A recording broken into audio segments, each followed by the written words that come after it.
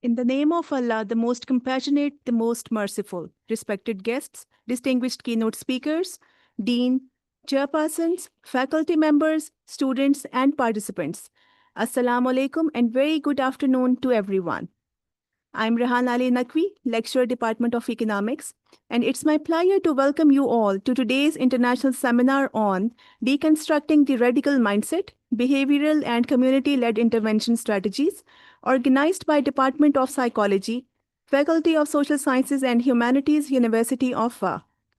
We are truly delighted to have all of you with us today. Before we begin, let us open proceedings with the recitation of few verses from the Holy Quran. بسم الله الرحمن الرحيم إن الإنسان لفي خسر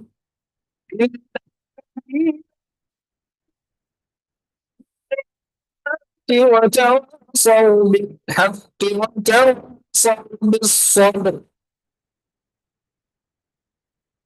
Jazakallah. Radicalization is not a simple or one-dimensional phenomena. It may emerge through a complex interaction of individual vulnerabilities, social relationships, experiences of exclusion, identity concerns, cognitive patterns, group dynamics, and broader community environments. Therefore, meaningful intervention also requires a multidimensional approach. The word deconstructing in our theme is particularly important. It encourages us to move beyond assumptions and examine how certain beliefs, attitudes, behaviors, and social influences are formed, maintained, and potentially transformed.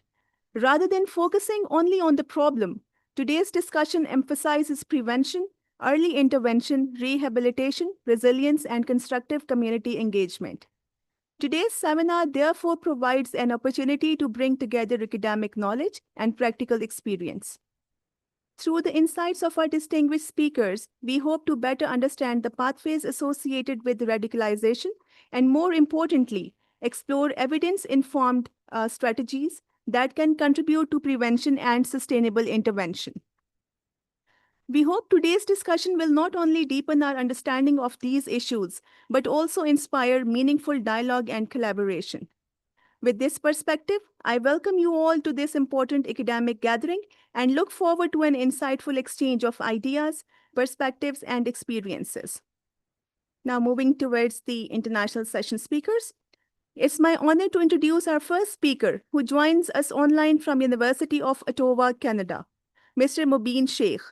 He is a former supporter of extremism who changed his ways following 9/11 attacks.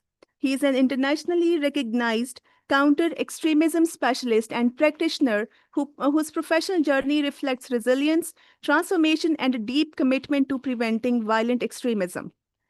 With extensive experience in national security, intelligence, counterterrorism, and counter-ISIS initiatives, he has contributed to complex investigations and interventions effort in collaboration with Canadian, US, and international partners. He currently serves as a counter-extremism specialist with Parents for Peace, where he works directly on intervention cases and provides expert insights on preventing extremism. He is also an instructor with University of Ottawa's Professional Development Institute and has shared his expertise with distinguished platforms including the United Nations, US State Department, US Senate, Canadian Parliament, and European Parliament. Now, may I invite Mr. Mobeen to kindly share your thoughts with us. Sir, please, floor is yours. جزاك الله خير. السلام عليكم ورحمة الله. اللهم صل على محمد وعلى آل محمد وسلم. It was very nice to see, to hear the Quran reading today, Surah Al-Asr.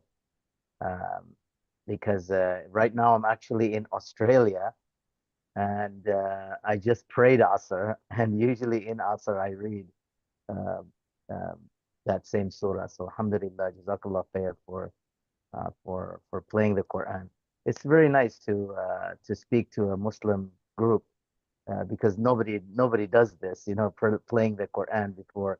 And this is very important, to start with barakah. So may Allah give us all barakah in what we are doing, in our work, in our life, and in a society in which we live. So it looks like you're controlling the slide deck. So this is just my cover page here. If we could just go to the next slide. Perfect. So the sister who spoke in the beginning, Jazakallah khair, you kind of you kind of gave a little bit of my presentation talking about multi-factor attribution, meaning to look at things, look at multiple things when we're trying to understand, what's happening with somebody. So let me just start this off. This is a very simple model that I put together on radicalization leading to violent extremism. And if you look at the left side where it says formative period, and I have a lot of information there, nature and nurture. This is a concept from psychology where they look at obviously, how a person is born, what happens to a person. So we start at the beginning when a person is born in their life. And one way to look at it, if I can give an extreme example, in psychology, when we talk about a psychopath is somebody who was born this way. For whatever reason, Allah's hikmah, He sometimes make people in this way. We see them as broken, maybe, but Allah knows what the reality is. But a psychopath is born this way. A sociopath is somebody who becomes that way because of some trauma and environmental influences. So in this first category, I'm trying to start the foundation, the baseline, by raising awareness of and this is for us to look at what happened to this person. What kind of family did they grow up in? Were both the parents, present in the home? Did one parent die? Did both parents die? Was there illness in the family? So it's very important to start at that level. What happened to this person? What society have they grown up in? What's happening in the society? So you see, I put five factors, and those are not obviously all the five factors or all the factors. I just put five to put into people's minds that you have to look at all these different factors. So geopolitics, what's happening in the world? Did this young man, young woman grow up in a war environment? Were they persecuted? Were they a minority group and they were being persecuted by a majority group? Um, and so those are you can read them, conflicts over meaning and identity is a very, very common factor that you find across the board and across the world. This is something that transcends, goes beyond religion, culture, ethnicity, nationality, even gender. And this is very important because this is something that follows us throughout our life. Um, maybe some of you are much younger, of course, but us older people, there's when they say midlife crisis. So when somebody is, I don't know, 45, 50, I don't know when the midlife is, but they have this thing called midlife crisis where they begin to think, what did I do with my life? Am I there? Did I do? And you have this same conversation when you're very old with elderly people.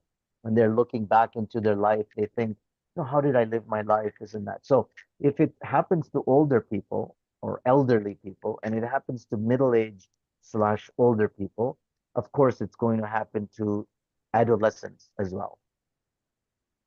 The second category here is the activism. So when an expression of what they're feeling.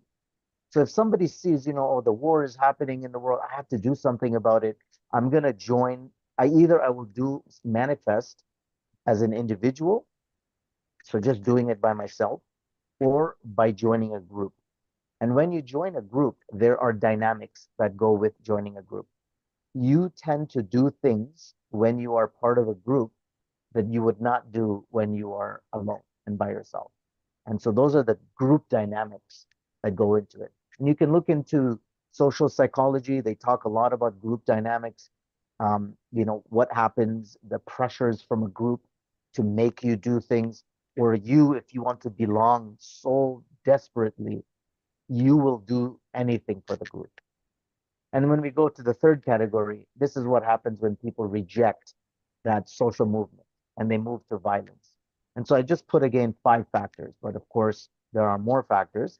But look, if you look at the first one, justifying, glorifying violence, showing istishhadi videos, things like this. Number 2 is like how secret the group is. So these are what I call observable traits that you can see this in people. Um, the yellow stars. So I don't mean for this to be a neat and tidy process, meaning this is step 1, and then you take this step, and then you take this step. It doesn't work like that. A person can go take what's one step and jump to the third step. Or somebody is part of a protest movement, or they think, I'm going to change the world, by waving my flag and my poster, and they find that nobody's listening, nothing's changing. I'm just going to go to violence because everybody understands that language. So this is a very simple way to kind of show how that process occurs. Can I get the next slide, please? Now the next 2 slides, they're pretty simple, and basically you can see these are how all these different factors play together with each other. So if there's a personal issue, like sometimes mental illness is a factor, right? I used the example in the beginning of a psychopath, right? Now imagine somebody who has, schizophrenia, which is mental disease. Schizophrenia, if somebody murders somebody, if the person is schizophrenic and they murder somebody, even in Sharia, the person is not held responsible because they're majnoon. They're crazy, we say, meaning that they have no culpability. That's the extreme case. Now, if you move it back a little bit, you have personality disorders. So you have what's called schizoid affective disorder. It's not schizophrenia, but there's something wrong with the person, and you can usually see. Let's move it back. What if the person is clinically depressed? Clinically depressed people, they need medication or they might need counseling, whatever. And what if it's somebody who's just having a really bad day and they're triggered because of something that happened? So you see, there is a spectrum of this behavior. You can have full-fledged, full-blown mental disease, or you can just come along the spectrum. And so this is what we mean by mental illness. And it's very important to look what mental illness this person has. Maybe they did not go to the psychiatrist because, oh, we don't do this. Or in many cases, especially in Muslim societies, somebody has a mental illness and they think this is jinn, right? This is sihr. It's possible. Sometimes a person is possessed, they have sihr, and it appears like mental illness.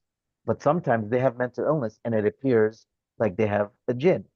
So we have to look at all these things to see what exactly is going on. When you look at ideology and grievances, so ideology is action enabling ideas, makes people respond to grievances, right? And then mobilizers, this is like radicals, is like your radical imams, who incite people and make them go into action. And then again, I put social groups just to reinforce the group dynamics. Next slide, please. Now, there's the same theme here, which is the interplay between all these different factors. So I won't read the different factors, and you have the slide deck, and you can share the slide deck, no problem. But look at the key points. Radicalization is a process. Number 2, there is no single driver, factor, or formula. Okay. And then the third one is each factor's relative importance differs according to context and individual. So what is the situation for one person in one situation? You can have another person in the same situation but their response is going to be different. Look at families. You have siblings, brothers, sisters. Nobody is exactly the same. One is this way, one has a personality, they behave in this way, one has a different personality, they behave in a different way. So the point here is just how these different factors, how they can um, impact an individual and how they can make somebody do something, but the other person, they're not going to do the same thing. So the next slide, please. So in 2011, when the war in Syria started, by 2012, we started to see the rise of ISIS in real time. And you see, the poster here that they put. So you see what they put, Al Jihad, right? Now, this is very important. The way that I define jihad is the Islamic war tradition, the Islamic war tradition with rules of engagement. So terrorism is to jihad what zina is to nikah, what adultery is to marriage. See, it's a crime. It's breaking the laws of Allah. So jihad is a well-known concept. It's a legitimate concept, but what people do in the name of jihad is a different story. So look at the rest of what it says here. It says lahu shaklun akhar, right? It has different forms. Al-muhim, Allah tatruk makanak. The important thing here is you don't leave your place in it. So, we're talking about behavioral interventions. And why I'm doing this is because look at how they understand the role that people can play. So what they're telling you is if you are tech support, there is a room for you. If you are doing propaganda, there is room for you. If you want to just shoot the gun, there is room for you too. And this is how they portray it. This is how they recruit. And I put this here deliberately because what we are going to do is reverse engineer their recruiting strategy and break down that mindset. Next slide, please. So one approach to take is I found useful is like using cartoons. We political cartoons. I don't like politics, uh, but political cartoons are they are used especially in the West, and cartoons everybody understands because the image is very clear. So here is I this is a very good cartoon that I have used because you understand what are they doing? That this guy who is Daesh, he is breaking Islam by what he's doing. Of course, you cannot break Islam, but he is damaging the image of Islam by what he is doing. So we use this, or I have used this cartoon to show this young person that look, what you are doing is actually harming Islam and Muslims. You are not supporting or defending Islam and Muslims. You're actually harming Islam and Muslims. The next slide. I love this slide, right? So if ISIS is Islam, ye hai meri Mercedes, right? And I use this with non-Muslims, especially who, they say, yes, Islam, ISIS is Islam. And it's very interesting how the extremists and the anti-Muslims, they have the same understanding of Islam. Islam means to kill, Islam means to this, Islam means to that.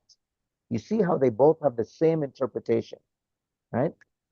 This is why you'll see, I think we have it in there. I have another slide there, but, um, and this is good because the Muslim audience, so you understand. When the Prophet alayhi salam, when he spoke about the Khawarij, right? The Khawarij in Islam, he said, يَمْرُقُونَ مِنَ الْإِسْلام.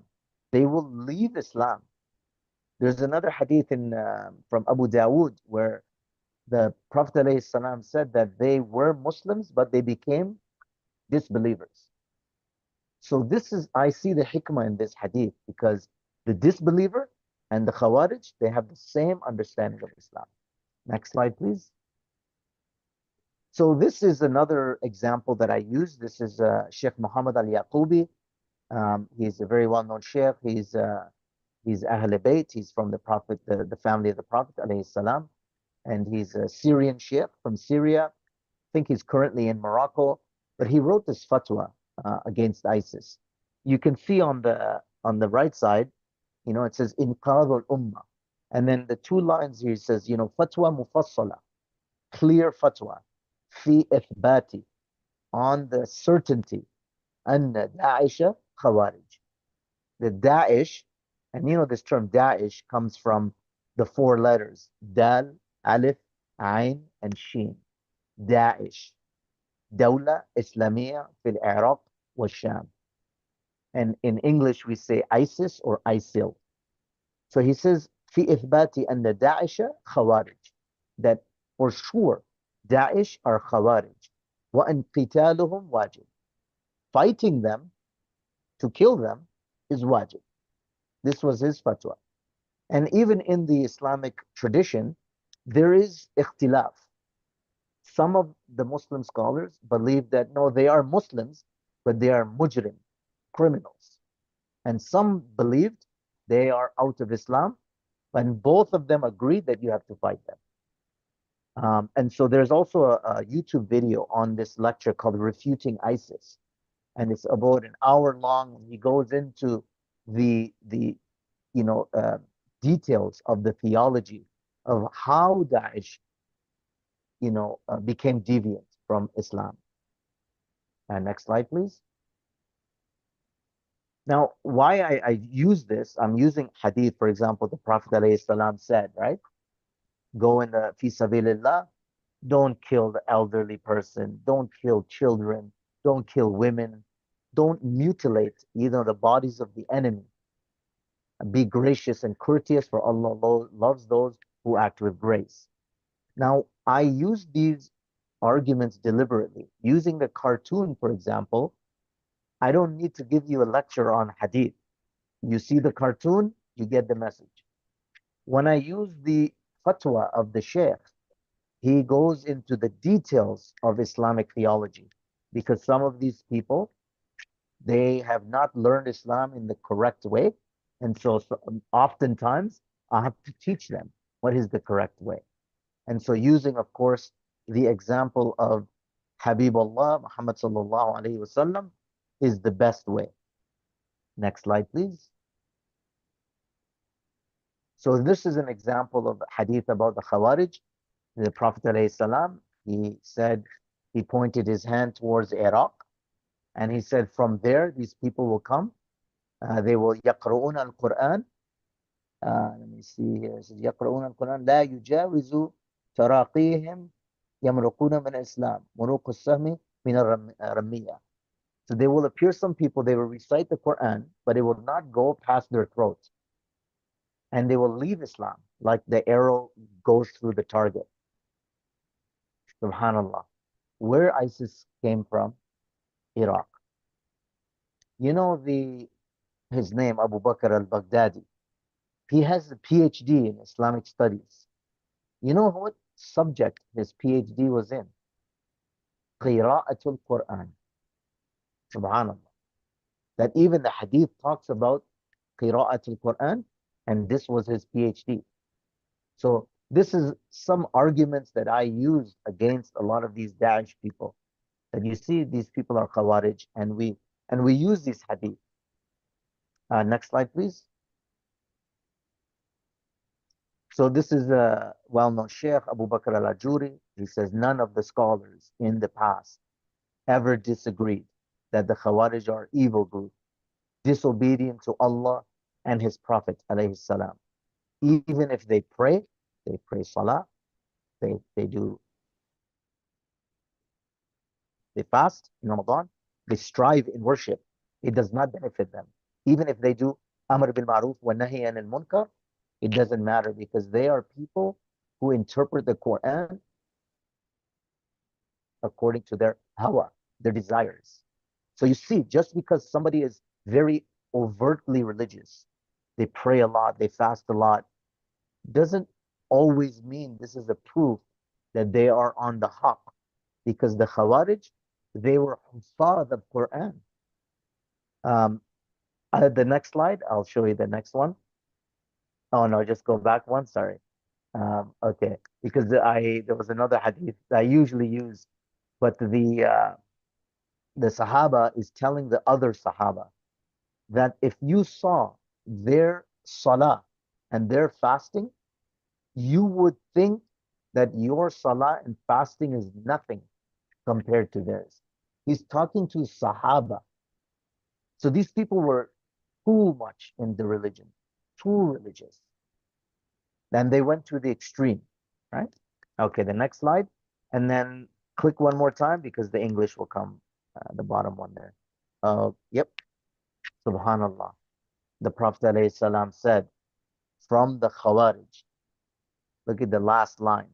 So the hadith goes, right, that they will, the common phrase is they recite the Quran, but it does not go past their throat. And then he says at the end, حتى يخرج الدجال في بقيتهم. That from the last remnants, what remains of the Khawarij, Dajjal will come. And when people, many Muslims, they have never even heard this hadith. You can see, I always put this, the Muslim of Ahmad, the Mustadrak of Hakim, and others. But this is to show us, one is we have to be looking for these things. Subhanallah, look at the hadith. The last word in the hadith there is baqiyatihim, right? So their remnants, or him means their, right, in the Arabic. So baqiyatun would be the word that's being used there. Baqiyatun. What word Daesh used today? Baqiya wa tatamaddad. Remaining and growing. That was their cry. They said baqiya wa tatamaddad. Look, they even use the same word from the hadith. Next slide. I'm going to give some examples. So here's a case that we dealt with. I have three cases to give you. This is an African American juvenile in US. ASD is autism spectrum disorder, right? So this is an example of where you have to look to see what is there a mental issue here? Is there some problem they have?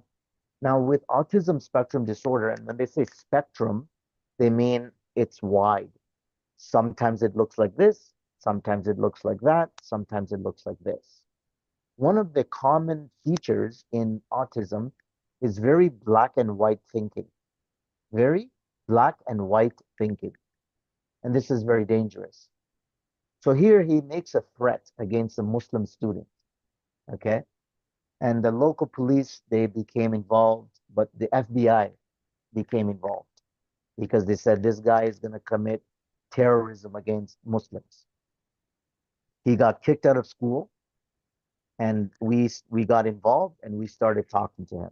So me, the Muslim guy, I am talking to this young man, and he says, "Ah, Muslims are all terrorists. We have to this, we have to that."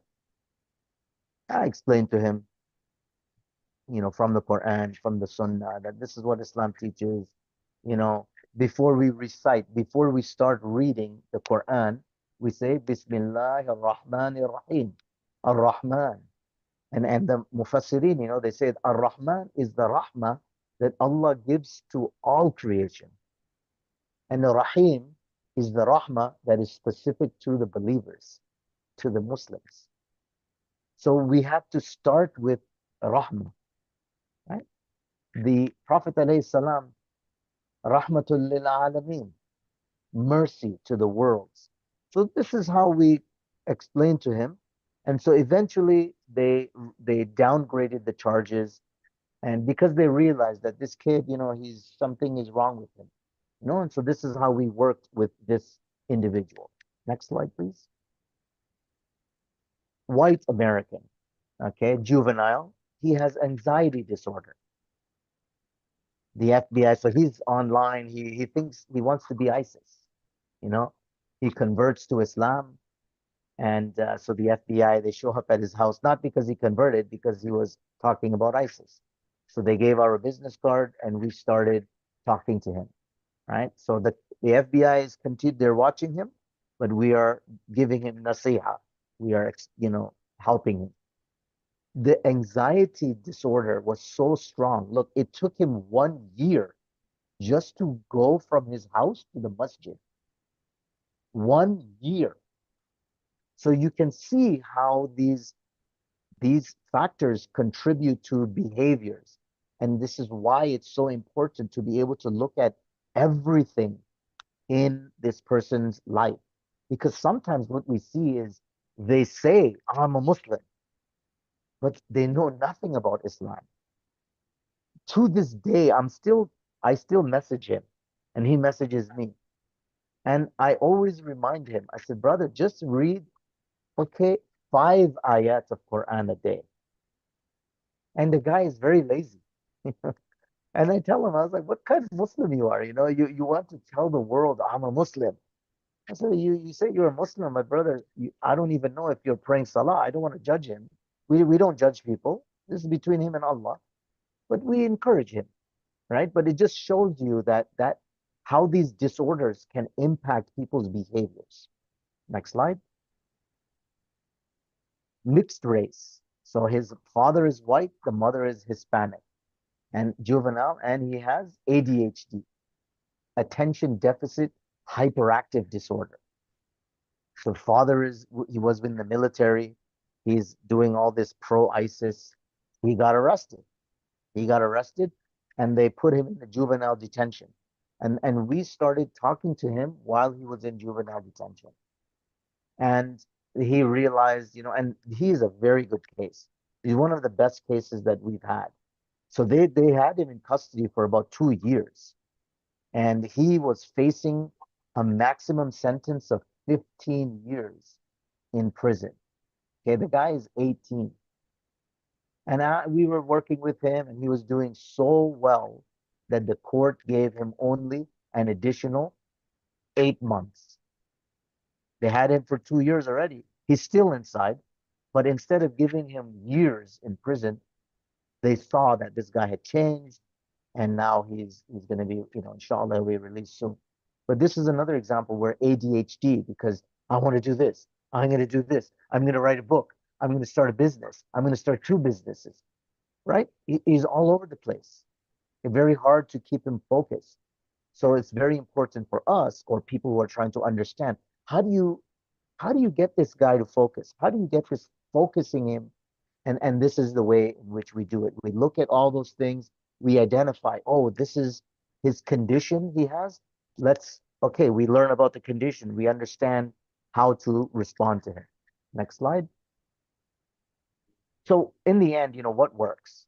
And I think what I say here is being real, being genuine, because a person knows right off the bat. And these young kids, they're very smart. They know if you're lying to them, if you're telling them stories, right? So be real. Okay. The second one is peer support. So when we say formers, people like me who we used to be extreme, we used to be um, very extreme. I used to be very extreme before. And so when I can say to them that, look, I lived that life for a long time. Let me show you why it's not going to work for you. Right? So using the lived experience is very important. Attention to sacred values. If a person is Muslim or other religions, you have to speak to them from a perspective they understand, something they value, because that's what's going to get them to change. Motivational interviewing is a technique that's used in social work. It's basically asking the person to develop solutions for themselves. Instead of you just lecturing to them, you must do this. You ask them, what do you think will work for you in this life, in this job? What job do you think you can get? Like asking questions like this. Psychoeducation is just a term for, I just call it nasiha, right? But psychoeducation, right? And so how do you teach them the skills? How do you live life? Trauma informed. So sometimes some people, they grow up with very bad history, maybe abuse, whatever. You have to be aware of that because that affects how a person thinks. And then ethically and legally sound practice.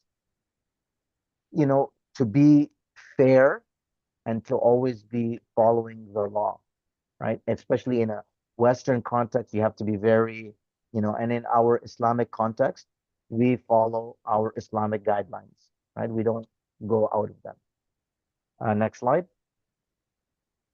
So I'm just going to close off with, sorry, so I'm going to close off with 5 truths, okay? Um, sorry, I have somebody picking me up. Um, okay. So truth number 1, radicalization is a very unique process. So changing somebody is also very unique. De-radicalization, when to deconstruct that mindset, it's not a template. It's not a one size fits all solution. Next slide. It's a journey, right? There are no time limits or guarantees. Now, this young man here is a colleague of mine. His name is Arno Michaelis. He used to be neo-Nazi, tattoos all over his body, his hands, everything. He used to be neo-Nazi. Now he's Buddhist. Very nice guy now. Nicest guy. If you met him, nicest guy. But in the past, if you met him, the worst guy you could ever meet. So it's a journey. It takes time. There's no guarantee. You cannot say I can de-radicalize somebody in 6 months. It's not possible. Maybe for some person it's 6 months. Maybe for somebody it's 5 years. Next slide. Not everyone is a good candidate for it. Don't be naive.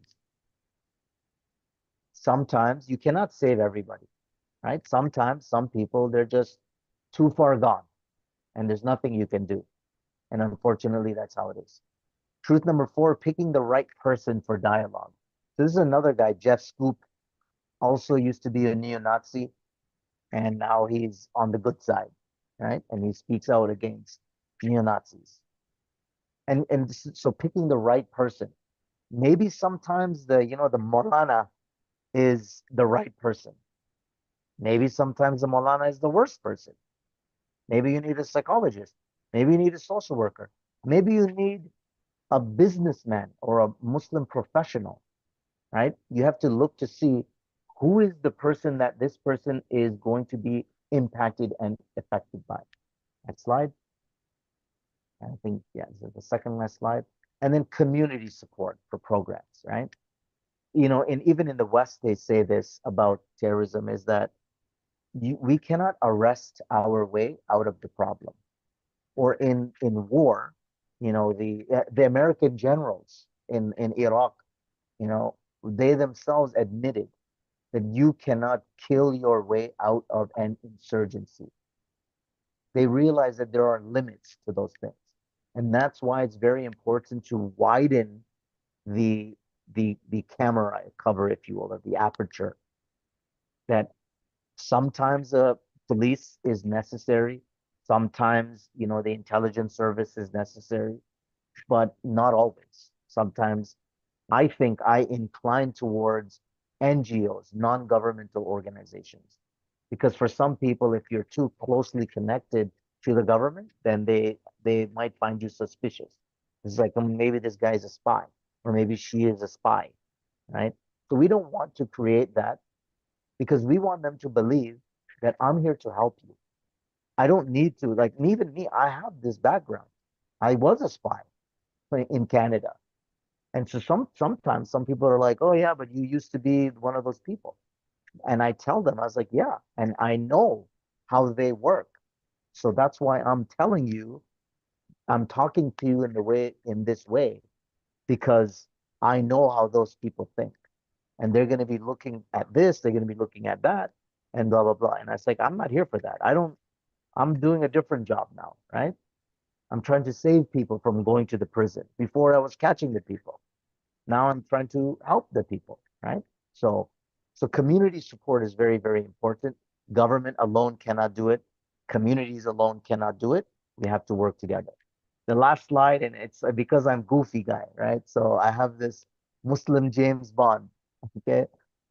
So this is, I used to actually look like this, big beard and, thobe and kurta and everything.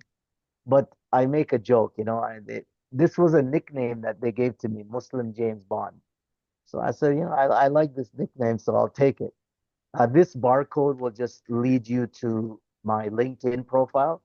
I don't have Facebook, Twitter, Instagram, TikTok. I don't do any of that. I don't have time for it. I just use LinkedIn. I just keep it professional. And I mean, just the last nasiha is, you know, all of you who are there, and first of all, let me just finish this off. That's my email at the bottom, mubin@parentsforpeace.org. If you ever want to reach out to me, you're more than welcome to. But I think I'll just close with this, that, we live in a time, the fitna is everywhere. The fitna is everywhere. It's Everybody has the fitna in their hands. And you see how the people are, they're almost like zombies. They are like in nasha, like intoxication, on the phone.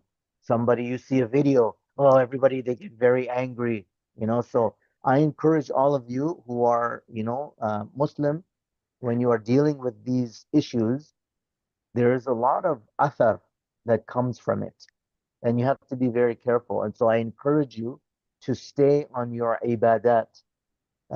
It's very, very important. Without the spiritual connection to Allah and His Prophet alayhi salam, we may be taken away by the currents of this fitna. So if you are really trying to help people, you yourself have to be on istiqamah. And whenever I talk to these young guys, I always tell them, listen, I pray more than you, I recite Quran more than you, I do dhikr more than you. Because for me, I believe this is the way in which we can help other people. If you are not right, then you cannot help anybody else who's not right. So I'll close with that. Jazakallahu khair, ahsan al jaza fi dunya wal akhirah. And please reach out if you need to. Assalamu alaikum wa rahmatullah. Thank you so much, Mubin. And I endorse you that I found you on LinkedIn, and I think we are connected since long time. And I watch your post related to countering violent extremism, and you're very active. And probably you might heard about Pakistani campaigns against violent extremism.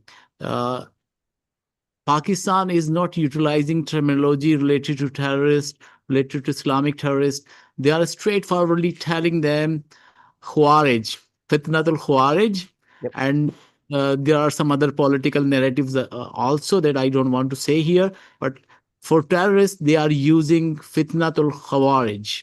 And if you might have heard about Paigam-e-Pakistan, that is a narrative against all kind of terrorism, radical mindset, and all kind of extremism.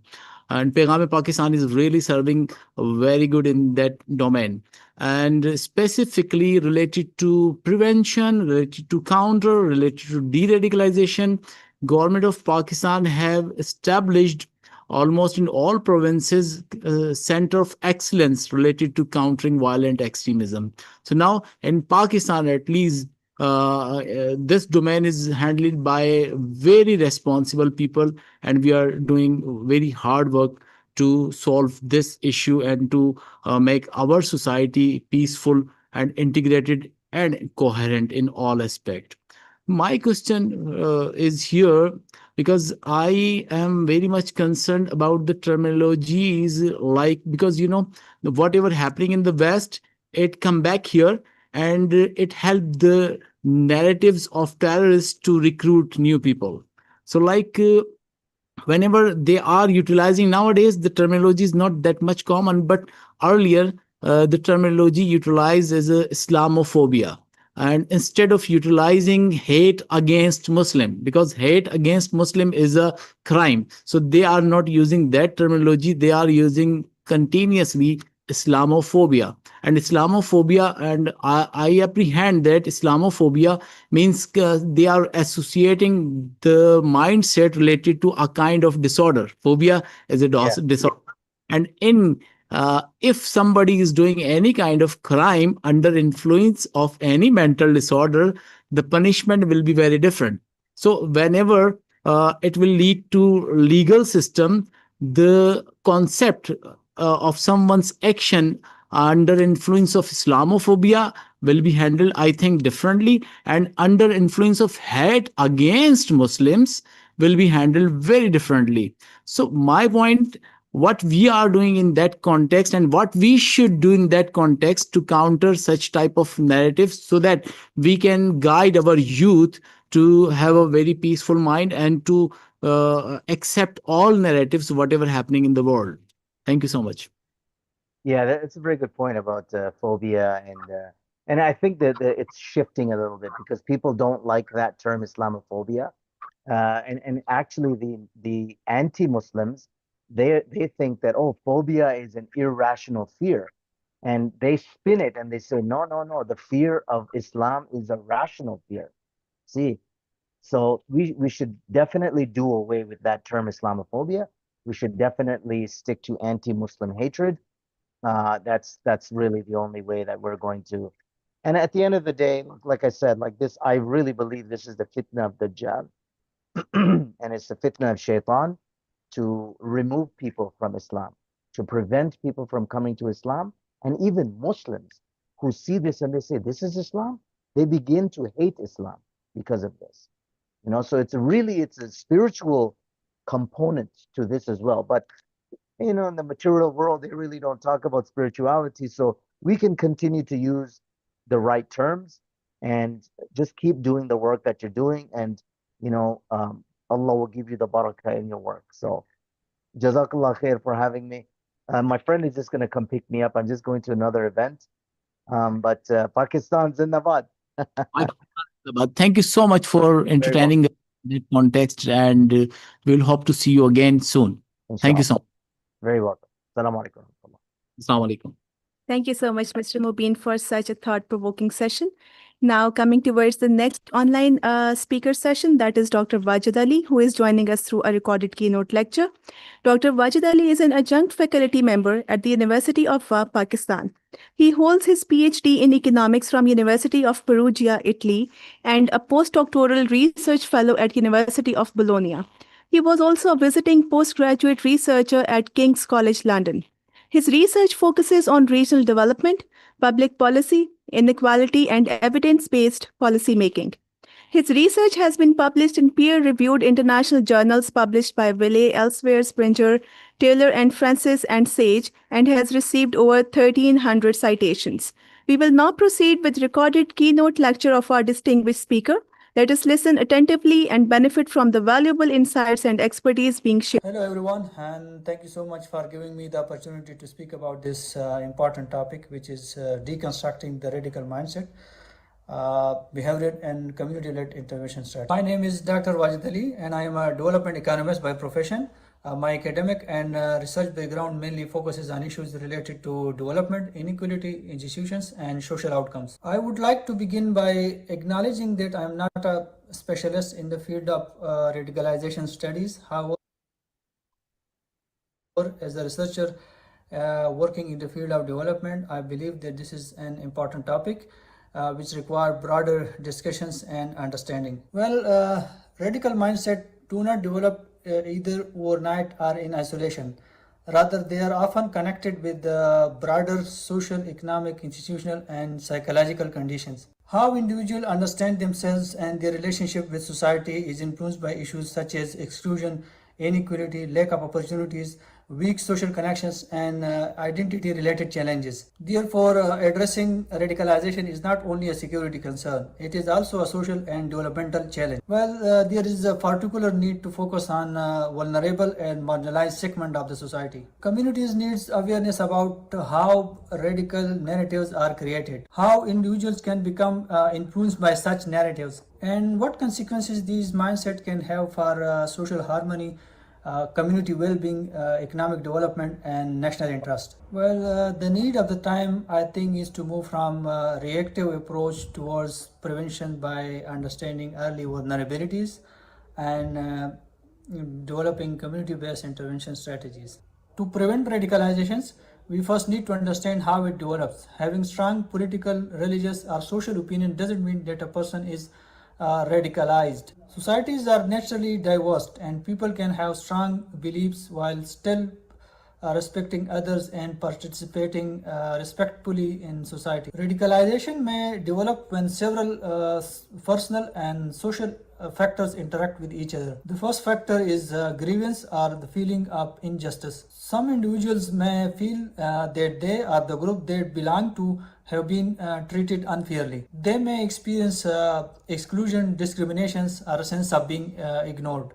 Well, these feelings can make them more vulnerable to narratives that provide simple explanations and identify a particular group as responsible for their problems. The second factor is identity crisis or the search for belonging. Some people may experience loneliness, uncertainty, or lack of connection with the society, where extremist group may exploit this situation by offering identity, friendship, and a sense of belonging.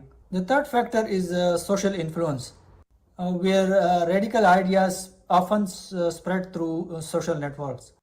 Online communities, personal relationship, and close groups can repeatedly exposed to extreme ideas. These extreme ideas may appear normal for individual over the time, and alternative viewpoint may be rejected. Therefore, radicalization may be influenced by multiple connected factors, including individual emotions and beliefs, family and social relationships, economic and political conditions, and online and offline communication networks. Therefore, for effective preventions, understanding these connection is very, very important. As I mentioned before, it is the need of the time to move from reaction to prevention. One of the major challenge in addressing radicalization is that many interventions begin too late. Traditional approaches often focuses on security responses, while an individual has already become deeply involved in harmful activities. However, effective prevention requires a different approach. We need to move from reacting to identifying vulnerabilities and providing support at an earlier stage. However, this doesn't mean predicting who will become radicalized or labeling individuals based on their background, identity, and belief. In fact, early indicators should never become a tool for discrimination. Instead, they should be considered as possible signs that an individual may need support, communications, or stronger social connections. Some possible behavioral changes may include increasing social isolation, withdrawing from friends and family, sudden changes in identity or worldview, developing an extreme us versus them perception, increased hostility towards other groups, joining communities that promote intolerance, and becoming strongly influenced by extremist online figures. However, such signs can always be interpreted carefully because such behavior can occur for many different reasons as well. As far as prevention is concerned, communities and local governments can play a crucial role because they are often closest to the people daily lives. To national institutions, it is the schools, universities, social services, community organizations, youth centers, and local governments that often interact much earlier with the individual as compared to the national institutions. Therefore, communities can help identify social challenges earlier and create pathways for support. A local warning framework should comprise of 4 important components, including community awareness, cooperation between institutions, clear support and intervention pathways, and building trust. Beside the role of government and institutions, communities themselves are central actors in preventions. A purely top-down approach is often insufficient because radicalization can develop through social networks and personal relationships. Community-led strategies should focus on several areas including youth engagement, digital literacy, positive identity and belonging, and the dialogue between different groups. Although early warning system can support prevention, but they can also create important ethical challenges. The first challenge to avoid is stigma and discrimination. A person's religion, ethnicity, political views, or social background should never be considered as evidence of radicalization. The second challenge is balancing security with the individual rights. Therefore, prevention program must respect privacy, human dignity, freedom of expression, and fundamental rights. The third challenge is measuring success. Since prevention is difficult to evaluate because success often means that harmful event never occur. Therefore, we should also measure positive outcomes such as stronger community relationship, increased trust, social inclusion, resilience, and improved well-being. To conclude, radicalization should not be understood only as a security issue. Rather, it is also connected with the social, psychological, economic, and community factors. To conclude, the main message is we should not wait until radicalization becomes visible through harmful actions. Prevention should begin earlier through understanding, communication, support, and community engagement. Finally, the goal is not only to prevent extremism. The broader goal is to build societies where people feel respected, included, valued, and connected. And thank you so much for your attention.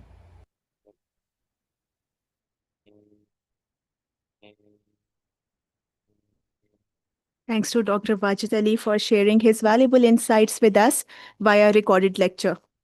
Our next speaker, Dr. Sobia Masood. She is a professor and chairperson of Department of Psychology at Rawalpindi Women University, Pakistan. She is an experienced researcher in both qualitative and quantitative methods. She did her PhD from University of Warwick, United Kingdom, 2014, and visiting fellowship at University of Oxford, UK in 2023. She is a team lead from Pakistan for Global Parenting Initiative and Parenting for Lifelong Health, UK, and is an active member of Child and Teen Studies Lab at University of British Columbia, Canada.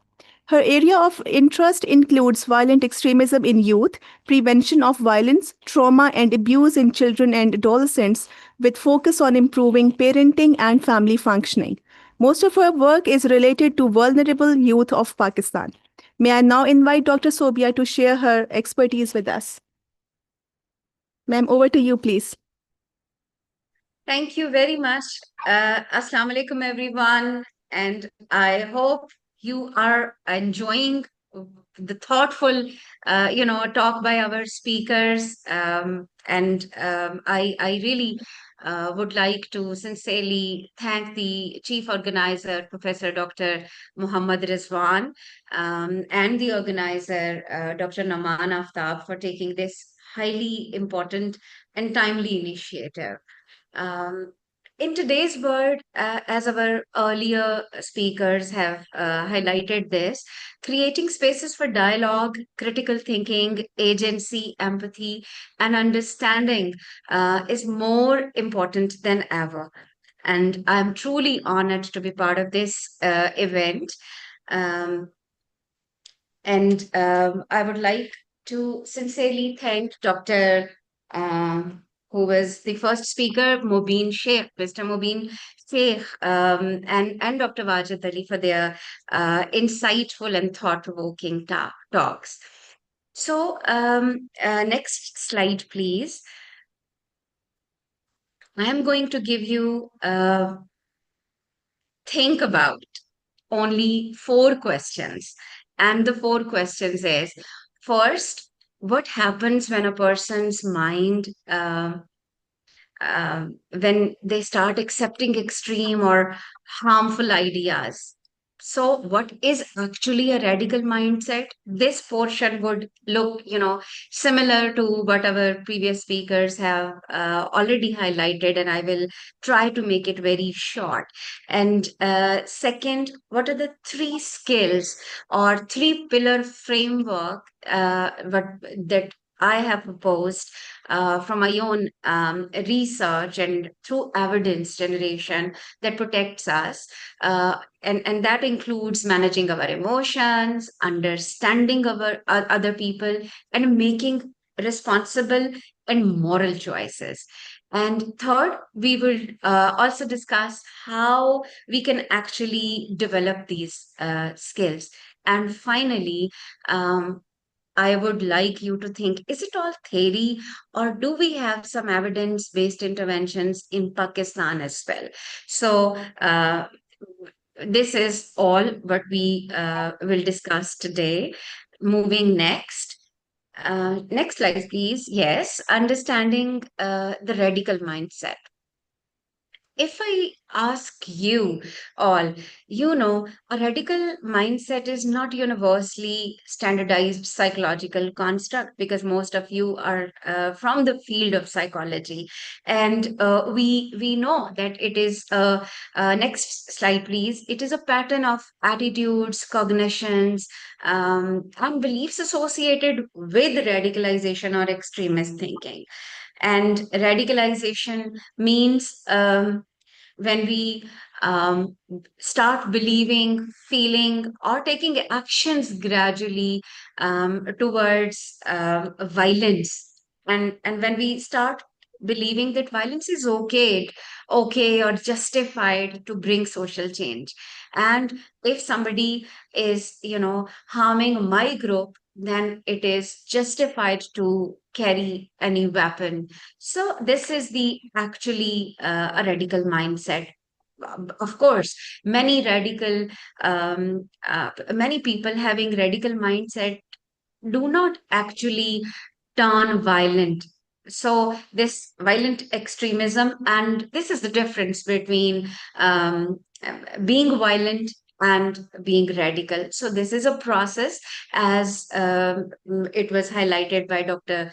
Mubin and Dr. Wajid earlier.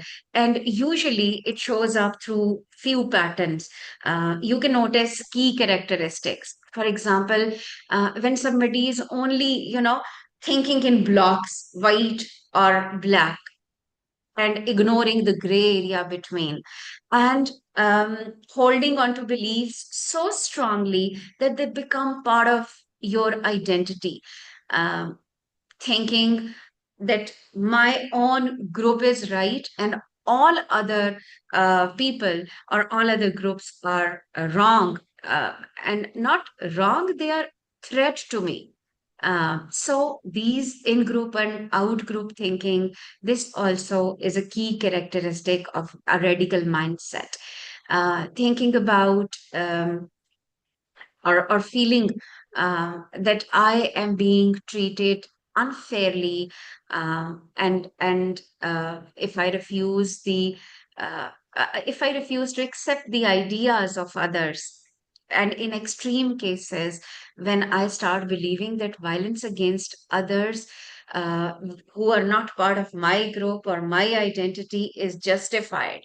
So this is all the radical mindset. But most important is to know that most people, I repeat this, that the most people who develop a radical belief never actually turn to violence. So when we speak that about the prevalence of radical beliefs in our youth, that doesn't mean that it is now we can't do anything and we cannot protect them. Move next, please. Okay, so we need to understand the factors, and Dr. Wajid, I was listening to him. He was talking about different push and pull factors. Actually, there are some reasons why these young people may become attracted to extreme ideas. Some are pushed by the negative experiences. For example, feeling treated unfairly. If I feel that I'm being socially excluded or marginalized by the other group, and if I feel humiliated or frustrated about my own social or economic situation, these all are actually push factors which are really important for us. But there are some pull factors as well. Now, what are the pull factors? These are the things that attract people towards any other group or an idea which is extremist in nature. So, for example, they may find a strong sense of belonging. There is a particular group who is offering them a sense of purpose. a sense of, or a story that seem to explain why the world is unfair to you because you belong to this group and this and others do not, um, appreciate you or and come to us, and we are here to give you reward, we are here to recognize you. So these are the pull factors. So if we really want to prevent radicalization, we need to do more than just tell people what we not to do.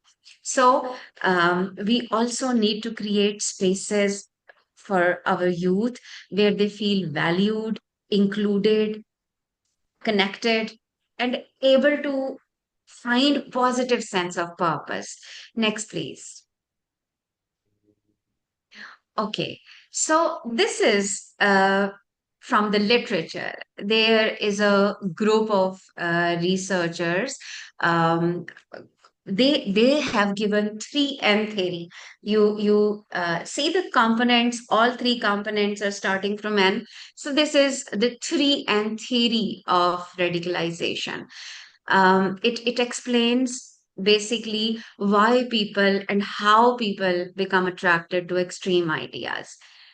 Need, we all know that need refer to an important, I'm referring to an any important unmet need. For example, wanting to belong, feeling respected. We all have these basic needs. Have a purpose in life, or a feeling that I matter for other people. The next component is the narrative.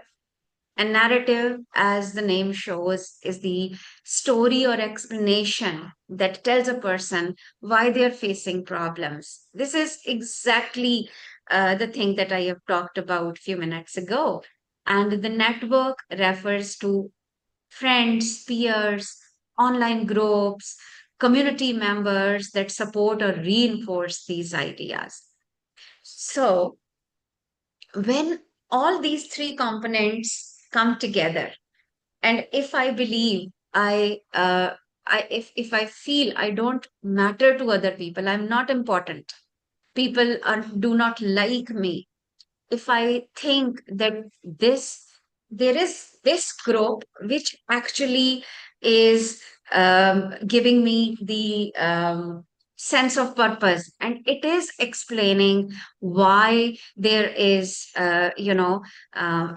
what is happening to me, what is the reason for that, and I have a network, and they are connecting me to the network of people who are just accepting me and supporting me and respecting me. So all these experiences are, leading us to develop this radical mind.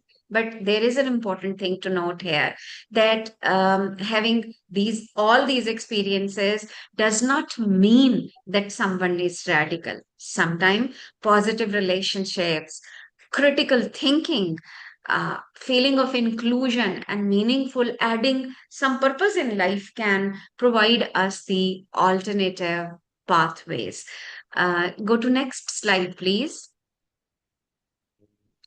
Okay, so what I want you to think is that youth is, especially why we are all are focusing on, why psychology department and all of us are focusing on youth, because youth is an important period of life, and because you are building your identity, you are deciding who you are, what you actually value, and where you belong.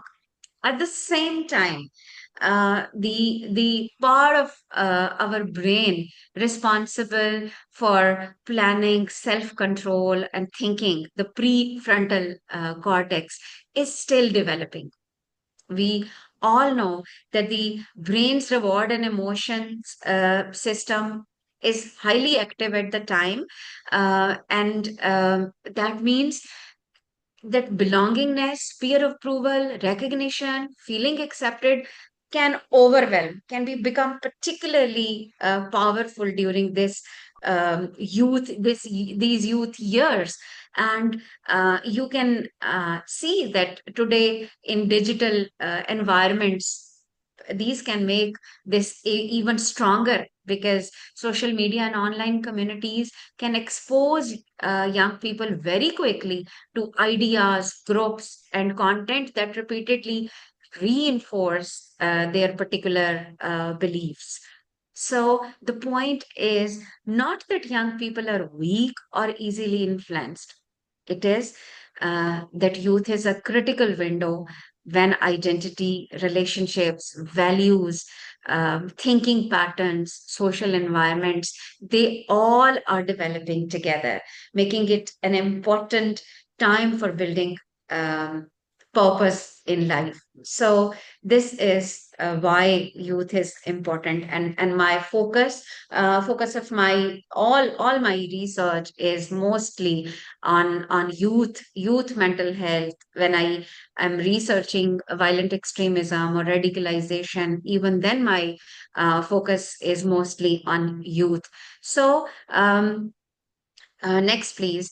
As a researcher and as a psychologist, I have continuously explored what makes young people vulnerable to turn into so rigid and have these radical beliefs. And most importantly, the question, how can we help them getting out and moving out of these young beliefs, so these radical beliefs. So throughout my research and years of working closely with young people, I have seen that simply telling someone that their beliefs are wrong rarely creates meaningful change.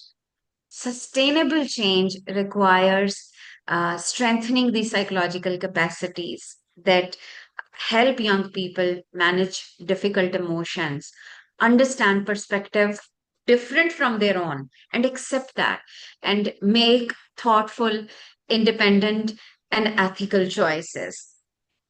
Drawing on these research insights and my experiences of working with youth, I have developed the three pillars framework for emotional regulation, empathy, and moral agency.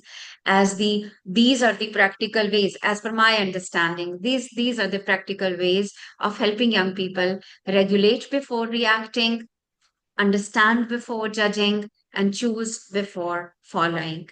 Next, please. So, these teachable capacities, we all know that emotional regulation helps students or youth to manage their anger, frustration, humiliation, or any other negative experiences they are having at the moment. And empathy is the attribute that enables them to understand people with different backgrounds and perspective, and reducing us versus them, as being highlighted by Dr. Wajad and Mr. Munib Sher. So this is the power that reduces us versus them thinking. And finally, the moral agency, it is basically helping young people to think critically about what is right, what is wrong, and then make their own ethical choices, and question the harmful messages they see or they receive from the communities, either digital communities or their own social environment, and take responsibility of their actions. So, next, please. So, talking about the first pillar, move next, please. Uh, all together, these three capacities help youth pause rather than react, understand rather than hate, and choose rather than simply follow. When young people feel very angry, ashamed, rejected, frustrated, we all know, as a psychologist, as a students of psychology, we know that it can become difficult for us to think clearly. When emotions are high, our rational minds stops working for some time and we are unable to think clearly. हमें गुस्से में कुछ समझ नहीं आता कि क्या बोलना है और क्या करना है. So they may be more likely to believe messages that say, we understand your pain. Here is who is responsible. These are the messages given by the certain groups of with radical beliefs or radical mindset.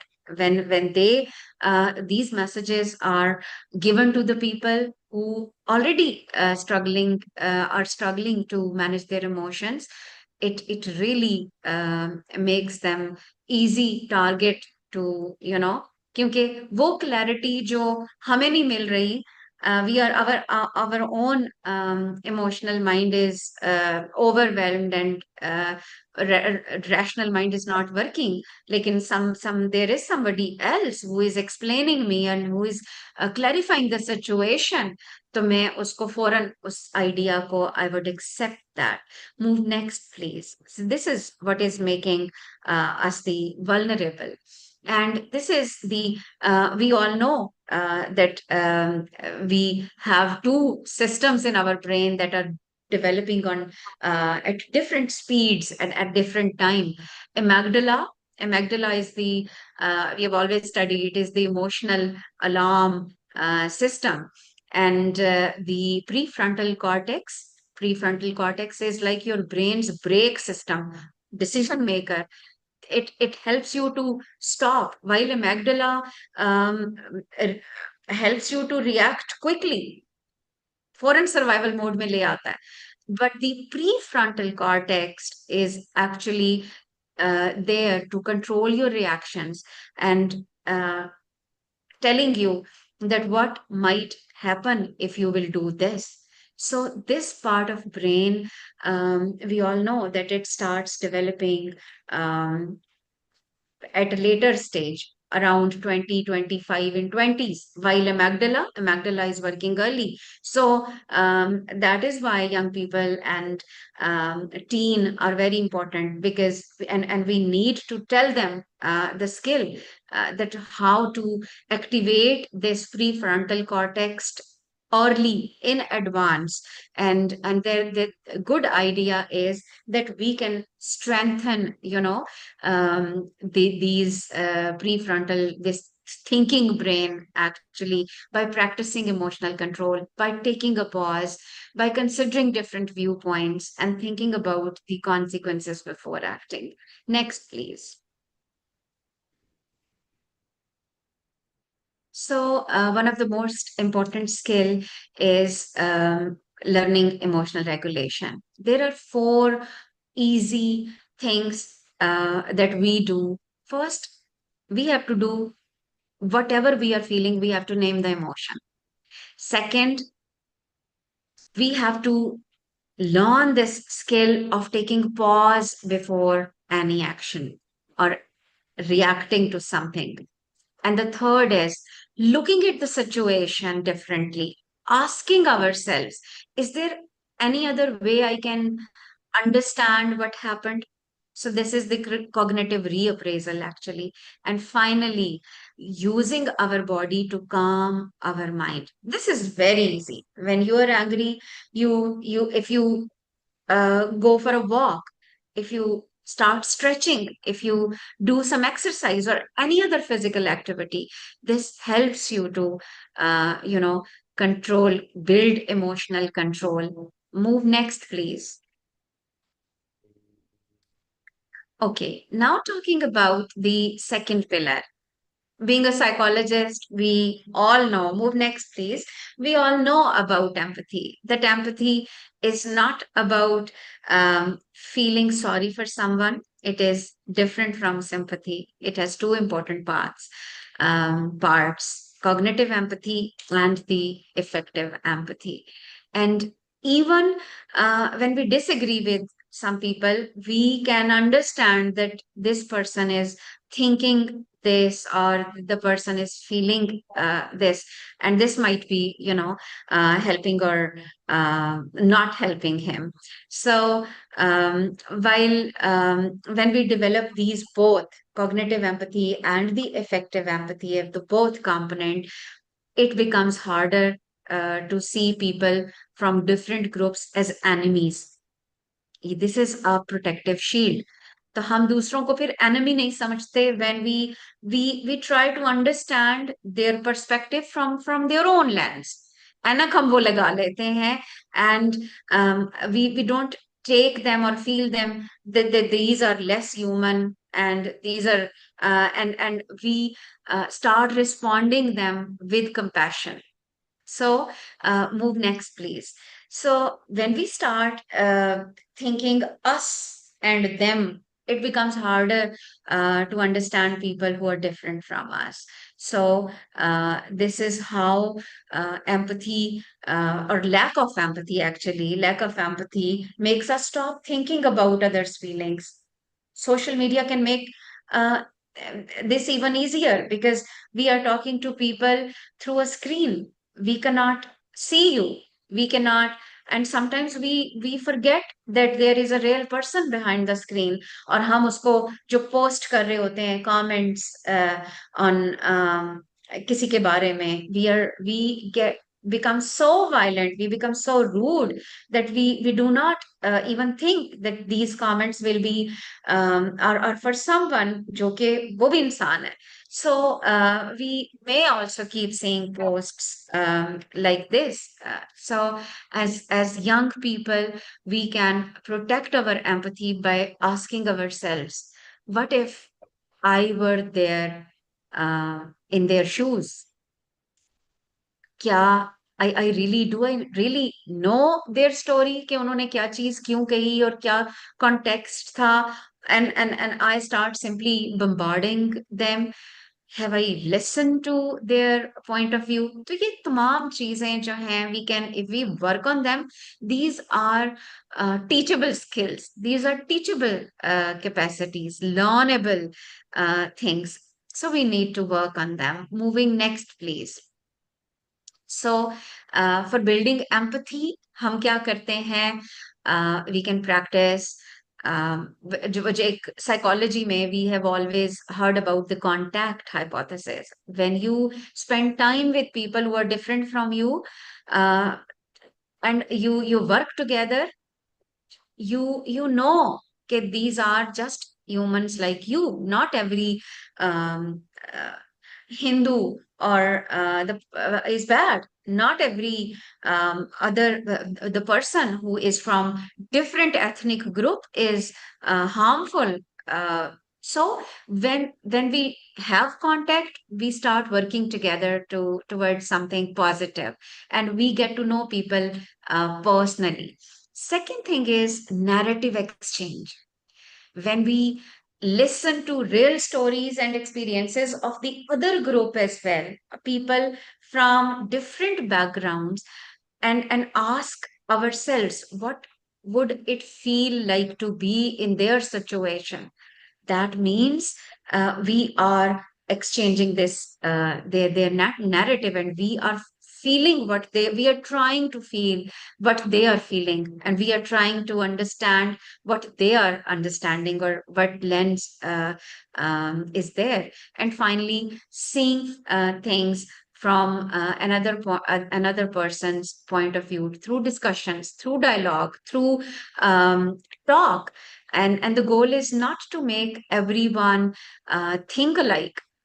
कभी भी it is not goal कि वो सब हम जैसे हो जाएं और हम उन जैसे हो जाएं. No, but at least we need to be able to accept diversity. We need to empathy actually helps us to understand each other better, or even when we do not agree with them. Move next, please. And the last skill is the moral agency. Third pillar is the moral agency. Radical narratives can weaken moral judgments through moral justification. Moral justification क्या है? I am doing wrong for a good cause. मैंने तो ये बंदूक उठाई है to protect my group. So this is a good reason. ठीक है? So I'm justifying it morally. I'm doing cheating because I have to fulfill the wish of my parents. तो ये तमाम चीजें क्या हैं? You are morally justifying that. Then and which is a greater cause. ये झूठ तो इसलिए बोला कि असल चीज तो जो है ना वो greater cause है. Euphemistic labeling is another mechanism through which we use softer words to make harm things sound acceptable. ठीक है कि कोई चीज ये तो थोड़ी सी है, मैंने चीटिंग तो नहीं की, मैंने तो थोड़ी सी हेल्प की, चीटिंग तो नहीं करवाई, थोड़ी सी हेल्प कराई है अपने दोस्त की हेल्प कराना तो अच्छी चीज है. Then there is another mechanism, diffusion of responsibility. I am doing cheating because everyone is cheating. So everyone is doing it. So it's not my responsibility and on. And then the dehumanizing part that they are not like us. I think कि अगर उनके साथ ये हो रहा है तो it is good, अच्छा हो रहा है. They are not like us. These are the processes which make harmful actions easier to accept. When we start thinking like this, तो हम जो है our protection is to question the narrative, question and recognize the humanity of others and take personal responsibility. So this is the moral agency, or moral agency helps people become confident in making their own ethical choices instead of simply following others. Move next, please. And how we can do that? Building moral agency is easy when we just need to, make people aware of their values. Value clarification helps you think about what you personally believe. Do you think कि ये चीज अच्छी है या ये चीज बुरी है, ये चीटिंग होनी चाहिए, झूठ बोलना, ये चोरी करना अच्छा है? What I value. So when we start working on our values, when we start working on ethical reasoning, because ethical reasoning give you opportunity to discuss real life situations. Then practicing moral courage. Moral courage क्या होती है? It means learning to speak and speak up and say no when someone is asking you or provoking you कि जी चलो डंडा उठाते हैं और फलाना प्रोटेस्ट करते हैं. You need to have this moral courage to say no. And finally, the good mentors and role models around you, actually they tell you, they are the role models and their life tell you okay, what moral behaviors should look like in real life. So together, all these skills help you think of yourself, make responsible choices, and have the courage to stand by what you think is right. Move next, please. Move next, please, because time is limited. I want you to know that these all three pillars are working together. These are when we can manage our emotions, when we are able to have our emotions, it leads to the space for us to actually feel and understand for others. जब हम दूसरे के लिए empathy feel करते हैं, and when it pushes us to act morally, to do right thing for them, not to harm them. And this is the nicest part. Doing the right thing, build your confidence, which makes it easier to regulate your emotions next time. So ये arrow भी आपको ऐसे ऐसे ऐसे नजर आ रहा है, but in actually moral agency ये मुझे over the period of time of working मुझे लगता है कि ये spiral में काम करता है. It becomes a positive loop that keeps strengthening itself, not as a straight line that you can see in this picture, but as a circle. Move next, please. Now I'm coming to the evidence, last part, that evidence from Pakistan. I've been working on violent extremism, beliefs, and radicalization since 2016, and and I have supervised many BS and Phil researches on the topic. But last year, one of my PhD students completed her PhD on risk and protective factors for violent extremism among youth, where we developed a scale to identify risk and protective factors. And based on this research, actually, next please, we have developed an intervention for Pakistani youth. We developed a web-based psychosocial, psychoeducational program funded by NRPU. And I was the principal investigator, while my colleague at Qaid-e-Azam University, Dr. Humaira Jami, was the co-PI of this project. Next, please. So I would like you to see what is actually the evidence telling us from Pakistan about the power of these emotional regulation, empathy, and moral agency. My work with young people has shown me that we need to do more than simply telling them कि ये करो और ये ना करो. We need to support them to manage their emotions. जब हम उन्हें ये सिखाते हैं, we need to support them to develop empathy for people. जब हम उन्हें ये सिखाते हैं, we need to uh, tell them that how to make ethical decisions. What is the um, um, uh, process to make ethical decisions? So wahan pe we strengthen these skills so that they are better able to question. They are better able to think critically about harmful ideas. They are better able to resist pressure and choose peaceful and positive ways of responding. Next, please. Our project covered two objectives. First was, of course, developing a web-based educational program by including these three things. And the second objective was to affirm the effectiveness, or पहले तो हमने feasibility establish की and then effectiveness इसकी establish की. And it was carried in two parts. Move next, please. I am more interested in, yes, this is the module. अगर आप इसको देखें तो आपके पास जो है वो 3, 3, 6, 2, 8 और तकरीबन तकरीबन जो है वो 9-10 घंटे 9 to 10 hours का ये साइको एजुकेशनल प्रोग्राम है. ऑडियो रिकॉर्डेड आपके पास लेक्चर्स मौजूद हैं. these are the things that we taught through these modules. Go to next, please. A total 585 university students. So this module, this training program was tested on 585 university students, and most of them were women. 502 were women and 83 are men. So we still need to, check the evidence for generalizability on involving more men, but these are the people representing the most at risk demographic, our youth, 18 to 29 years. Next, please. Our research gave us very encouraging results. I'm not going into the details and tables like that.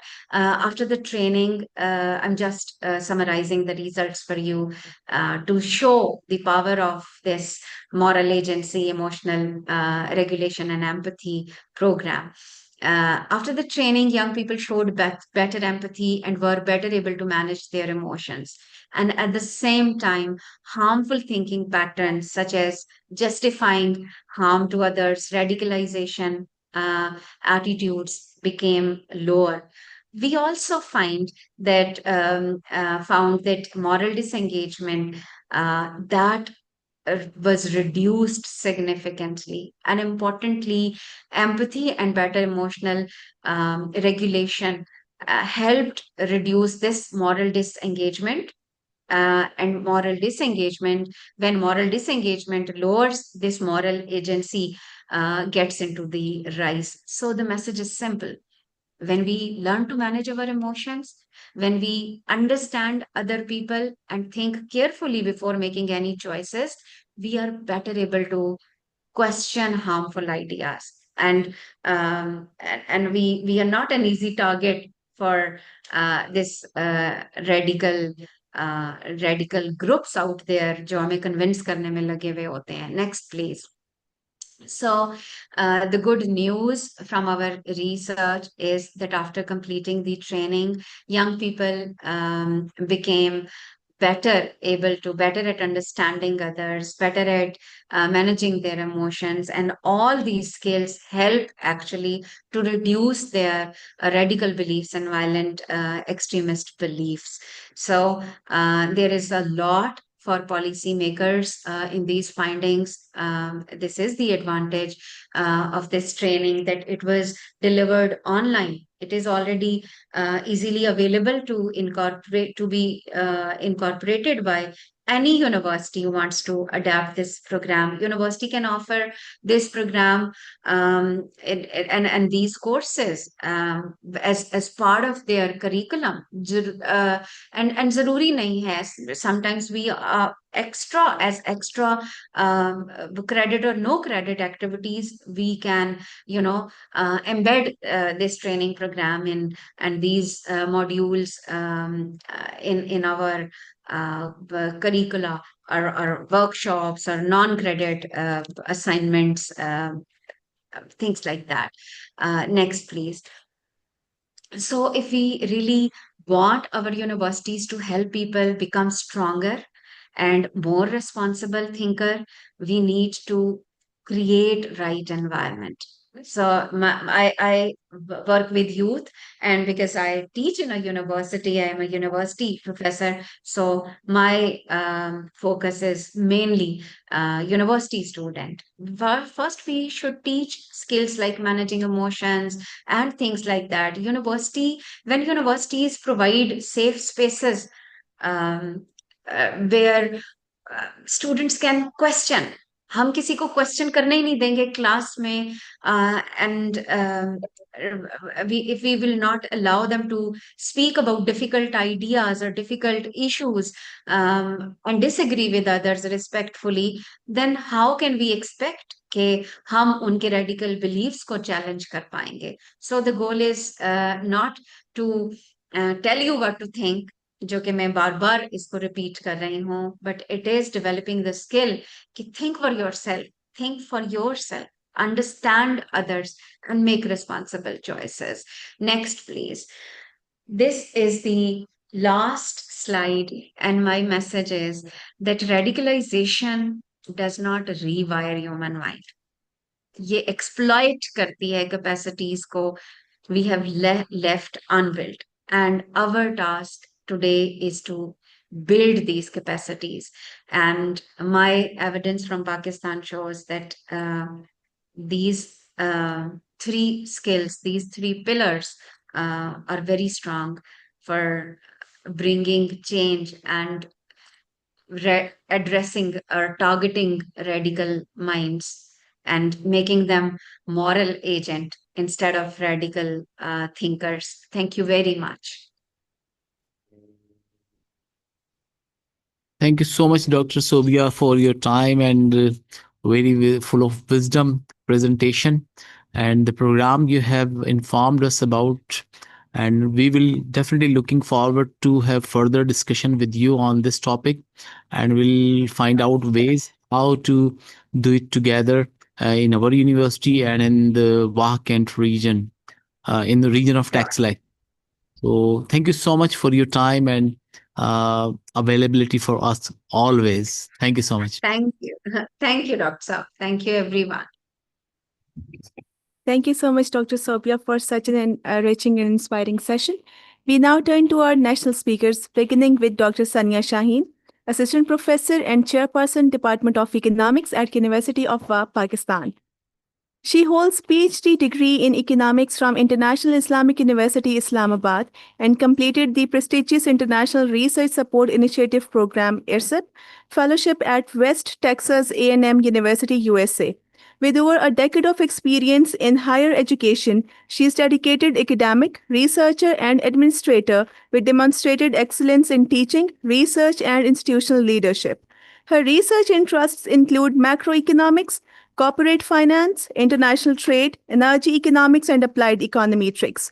She has authored numerous research articles in reputable international peer reviewed journals and has contributed to advancing knowledge through interdisciplinary and policy oriented research. May I now request Dr. Sanya Shaheen to come to podium for sharing her thoughts with us.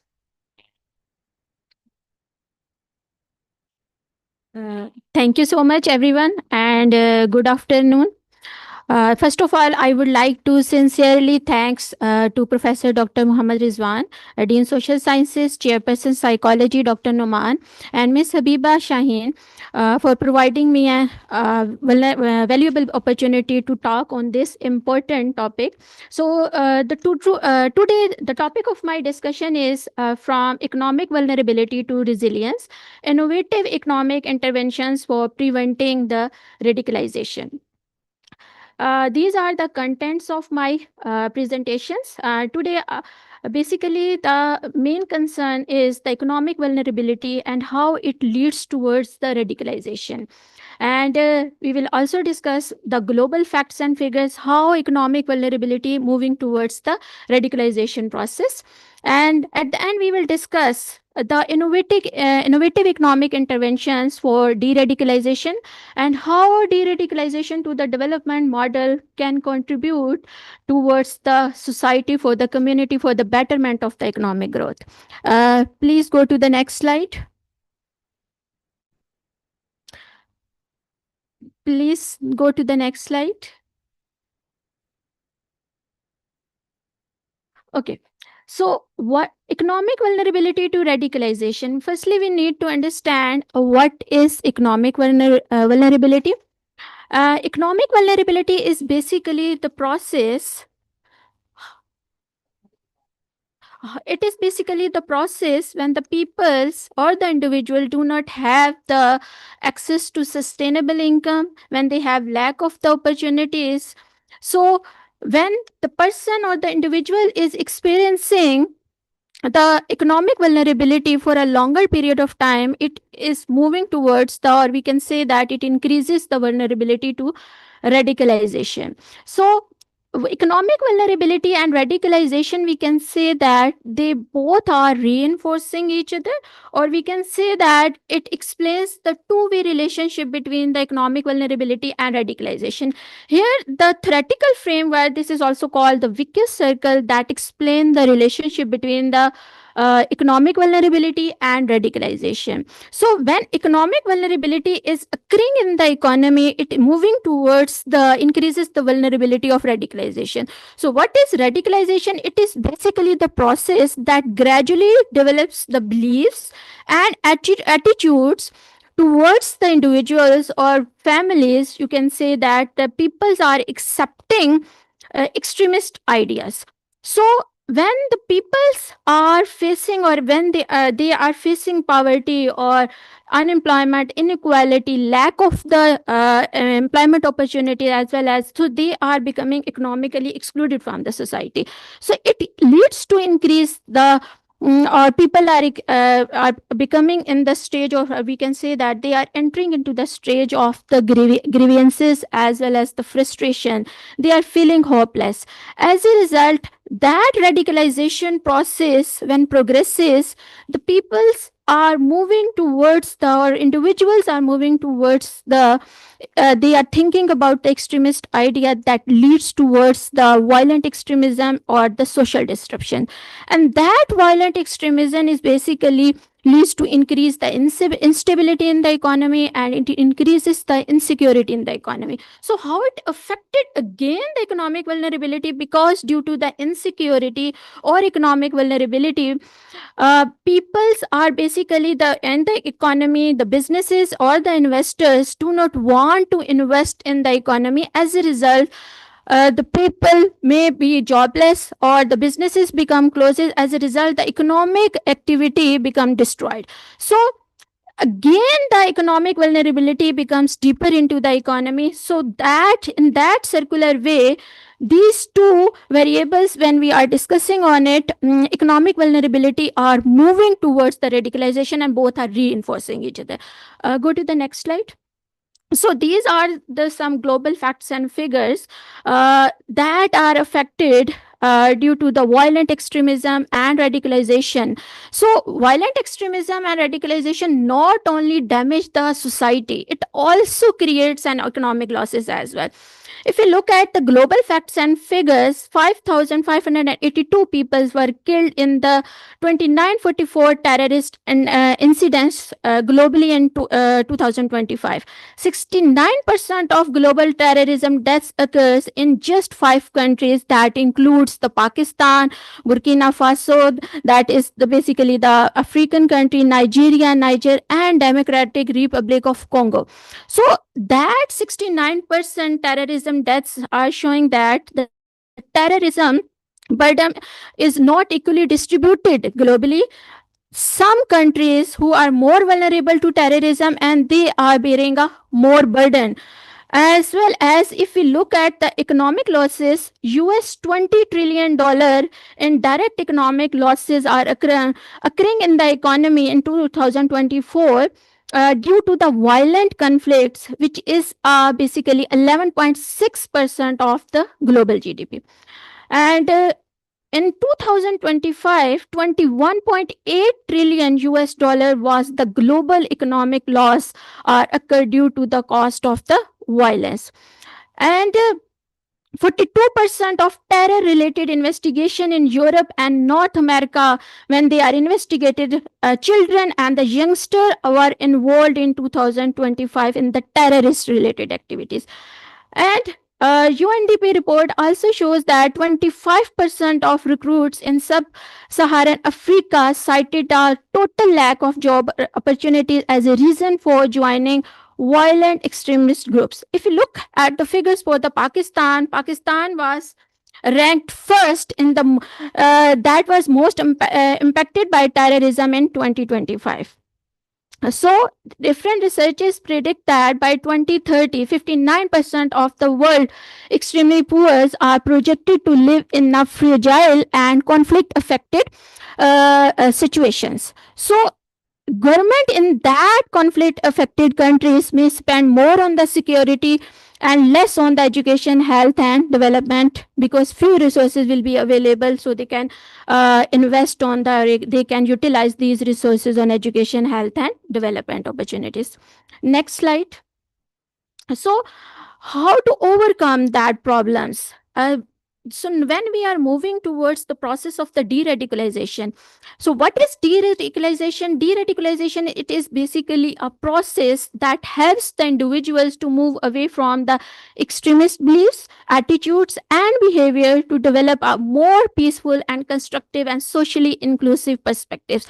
So what economic intervention can be used during the de-radicalization process? That process, in the de-radicalization process, and when we intervene the economic intervention through providing the vocational and technical training, education and literacy programs, as well as the entrepreneurship and micro finance support, market oriented skills development program, family livelihood support, financial assistance that is linked with the rehabilitation program, can provide benefits to the vulnerable people in the society who are facing the economic vulnerability. Next slide.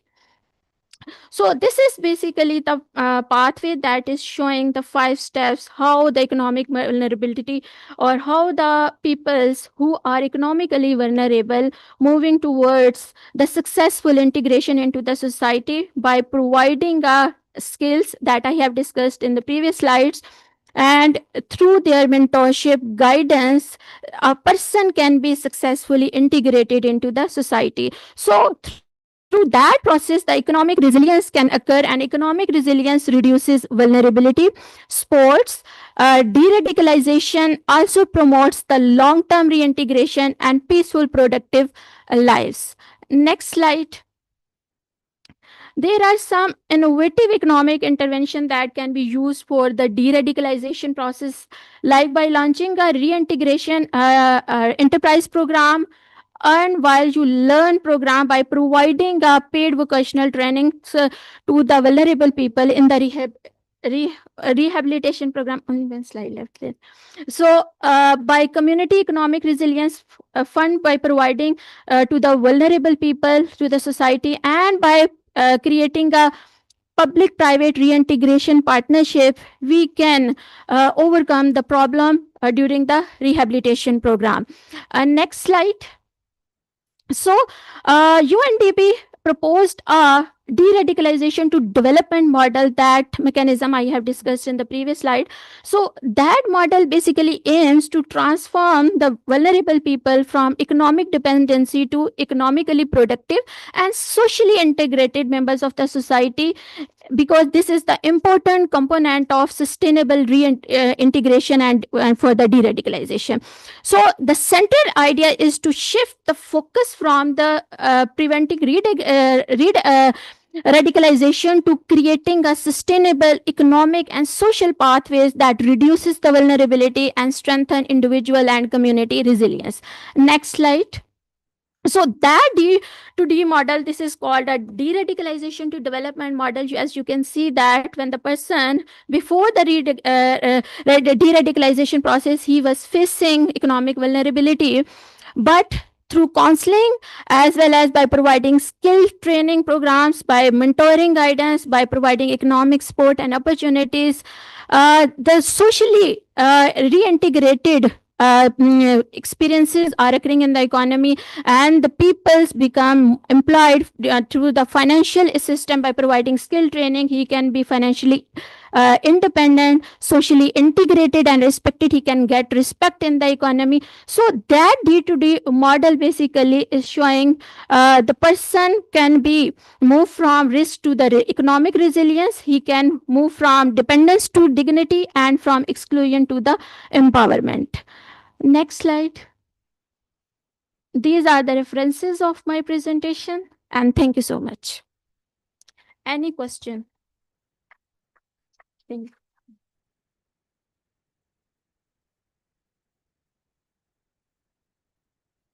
Thank you so much, Dr. Sanya Shaheen, for such an informative talk.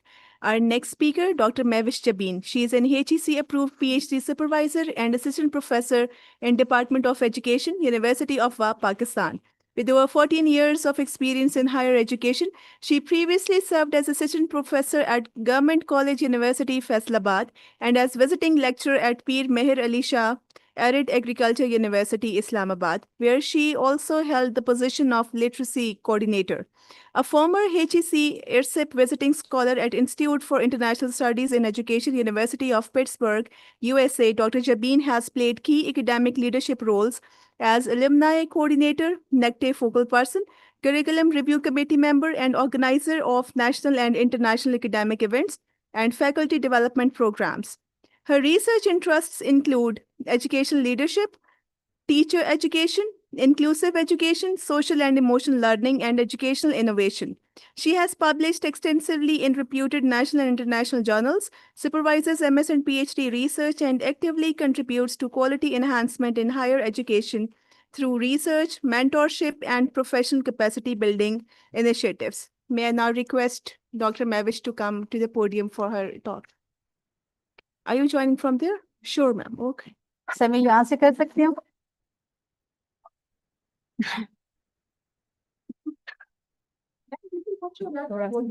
Yes. You can place that here.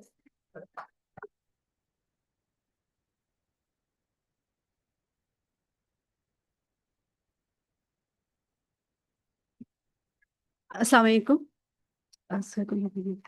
So it is a privilege part to be part of this seminar. Today I would like to approach this subject from a slightly different perspective, not primarily from the perspective of security, surveillance, or intervention after radicalization has already occurred, but from the perspective of education as prevention. So I have a question. If radicalization can influence a person think. So can education influence the way the person learns to think? Anyone can answer? I repeated the question. If radicalization can influence the way a person to think, can education influence the way that person learns to think? Yes or not? Yes.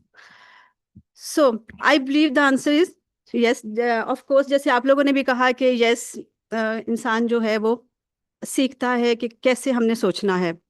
So, but education must be more than the transmission of information.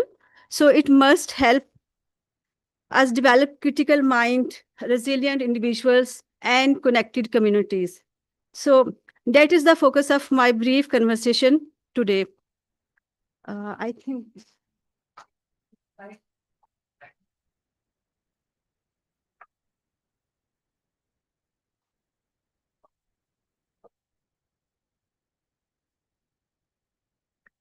So can education become a powerful tool for prevention?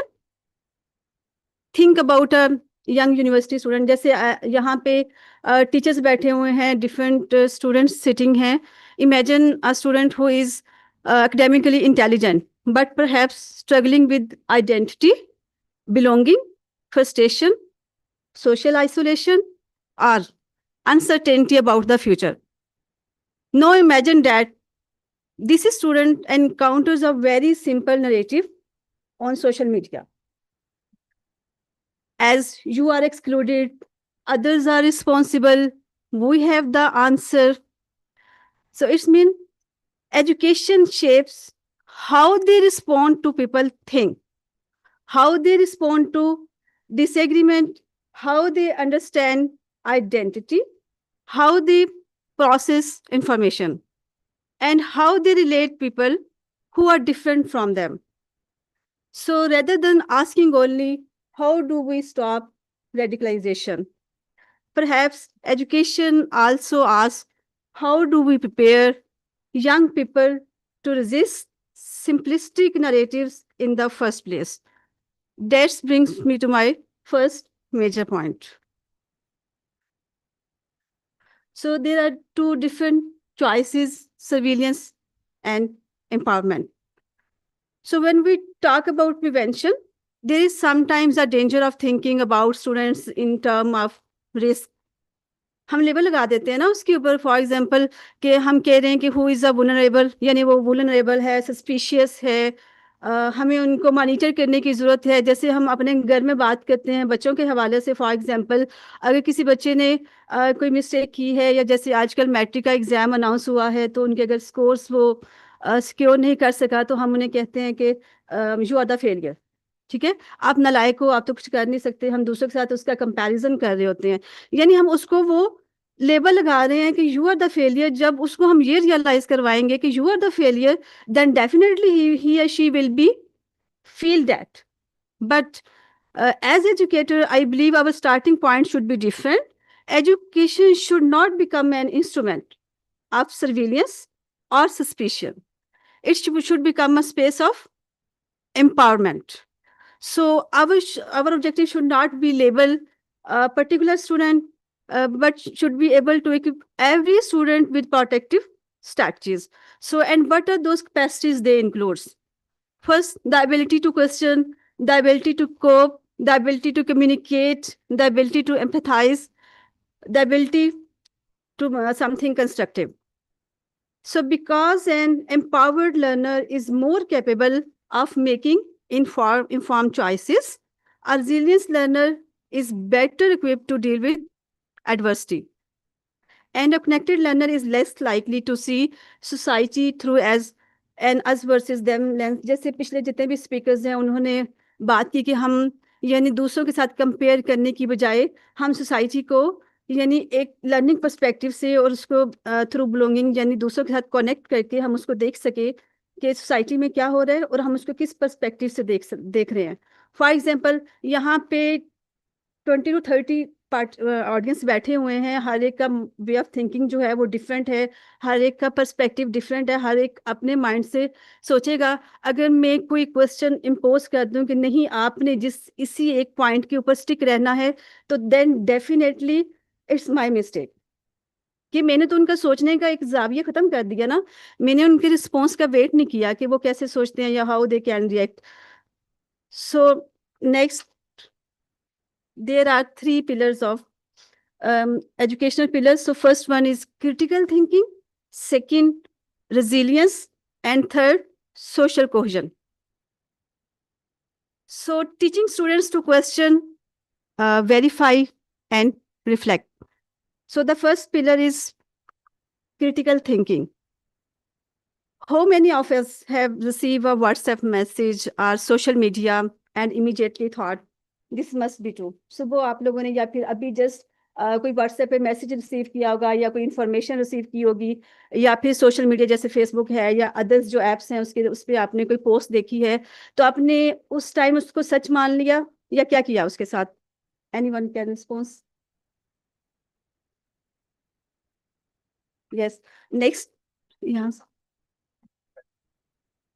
Sir, आपने कोई message receive किया, कोई news receive की, कोई आप देख लेंगे अगर आपने लास्ट को रिसीव किया है तो आपने उसको मनो अन तस्लीम कर लिया या फिर आपने उसको इन्वेस्टिगेट किया, क्या किया?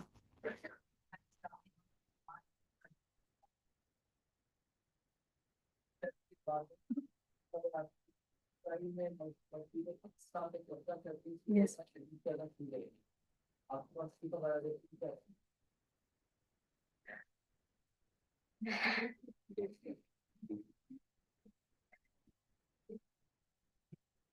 यानी कुछ ने कहा कि हम उसको इन्वेस्टिगेट करेंगे, ठीक है, हम न्यूज़ को देखेंगे मीडिया हमें क्या बता रहा है। मोस्टली तो हम मीडिया पर लाइक कर रहे होते हैं ना, हम उसको इन्वेस्टिगेट इतना नहीं करते। और इस यानी जैसे क्लास में है कि फॉर एग्जांपल हम बच्चों को पढ़ा रहे होते हैं तो हम बच्चों के माइंड्स को क्रिटिकल पे लाने की कोशिश करते हैं, जो आजकल हमें इसकी ज़रूरत है। अगर हम वही ट्रेडिशनल पॉइंट ऑफ व्यू से देखें तो हम बच्चों की सोचने समझने की सलाहियत ख़त्म कर देते हैं कि नहीं ये करिकुलम है, ये सिलेबस है, ये मिड का सिलेबस है, आपने इसको करना है। हम उसको कि कंसेप्चुअल वे में नहीं लेके चलते, हम जस्ट एज इट इज़ अगर आउटलाइन पकड़ा देते हैं, ये आपके नोट्स हैं, आपने इसको फॉलो करना है, तो डेफिनेटली हमने उनके माइंड्स को तो वहाँ पे बंद कर दिया ना। सो therefore critical thinking is no longer an optional academic skill, it is a life skill. So we need to teach students to ask who created this information, what evidence support it, what perspective is missing, and what is the purpose behind this message. So, and perhaps the most important question, how do I know that is true?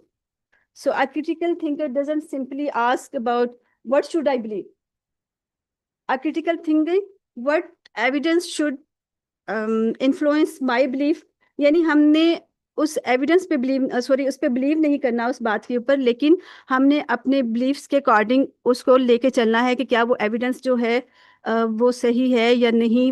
तो then this is particularly important in preventing radicalization, because extremist narratives often simplify complicated realities into absolute answers, rigid identities, and clear enemies.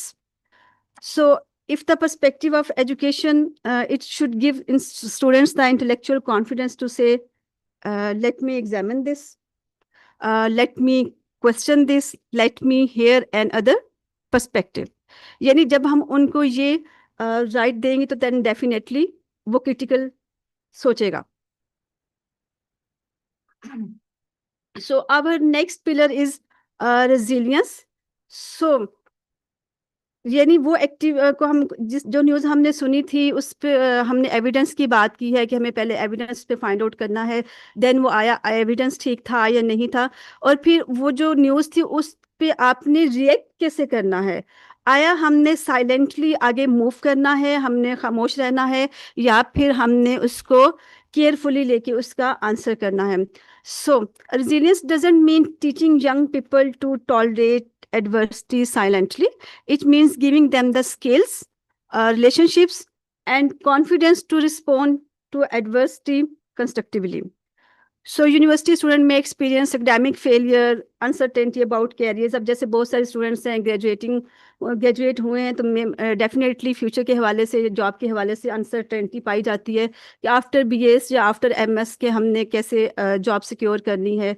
तो then फिर उनके सामने जो simple narratives वगैरह आती हैं वो उस पर बिलीव करता है या आया उसको यानी सीखता है कि मैंने आगे कैसे लेके चलना है। So we can prevent every difficulty our student will experience, but we can prepare them to respond differently to difficulty. For example, instead of I fail, there I am a failure, we can teach I fail, when can I learn, and what can I do differently.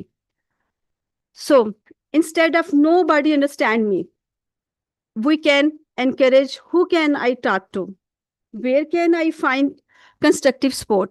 So instead of responding to anger with isolation, so we can teach reflection, emotional regulations, communications, problem solving, and help seeking.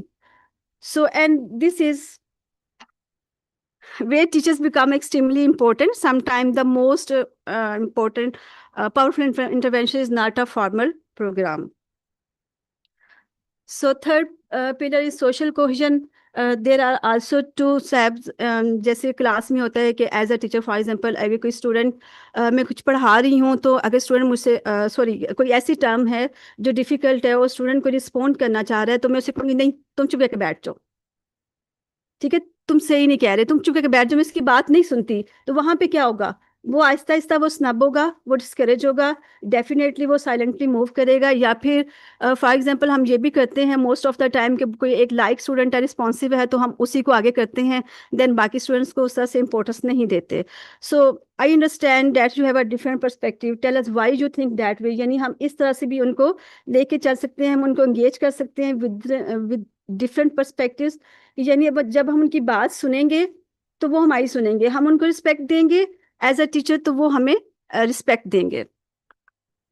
So teacher as the curriculum in universities, just curriculum या syllabus या course हमने नहीं पढ़ाना, ठीक है, हमने उनको respect भी देनी है, हमने उनसे कहना कि how to think, how to disagree, how to collaborate, how to cope.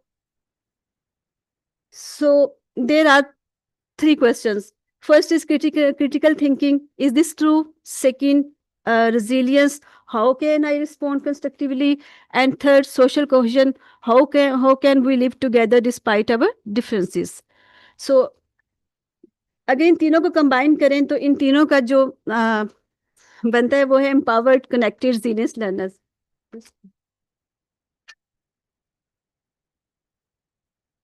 So prevention जो है वो अर्ली स्टार्ट हो जाती है जब हम एक बच्चे को ये सिखाते हैं how to learn, how to think, ठीक है, यानी how to investigate and how to provide evidence against any information. So then students जो है, जब हम स्टूडेंट को रिस्पेक्ट देते हैं तो वो फील करता है I am hurt, I belong, I can question. यानी क्लास में अगर हम किसी स्टूडेंट को रिस्पेक्ट देते हैं तो डेफिनेटली वो मोटिवेट होके वो ये फील करता है कि हाँ मेरी बात को सुना जा रहा है, मैं क्वेश्चन कर सकता हूँ, दूसरों के सामने मुझे टॉन्ट नहीं किया जाएगा या किसी के साथ कंपेयर नहीं किया जाएगा। सो यहाँ पे how do we build minds that are difficult to manipulate, hearts that are resilient in adversity, and communicate where people feel that they belong. So in the last, the promise, three outcomes. First one, critical mind. Second, resilience individuals. And third, connected communities. यानी जब हम इन तीन चीज़ों को combine करते हैं तो so we educate for critical thinking, resilience, empathy, dialogue, and social cohesion. Thank you very much. Any question?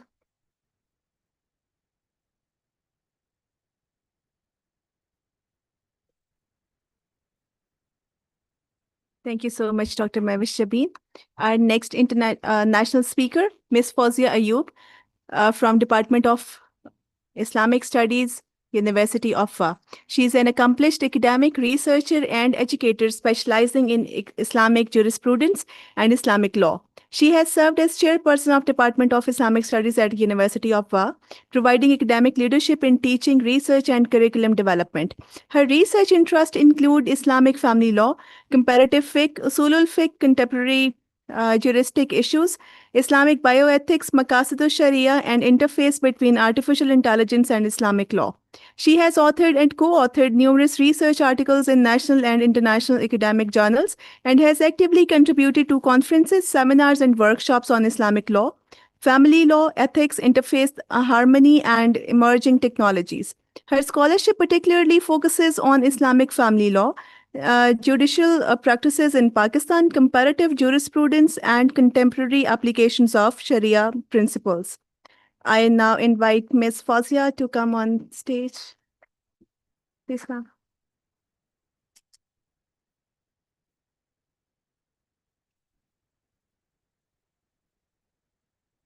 Assalamu alaikum. Thank you, sir. I really thankful for you and the Department of Psychology for this opportunity is given to me. Today, my topic is reframing faith, religious literacy, critical understanding, and dialogue as tools against radicalization.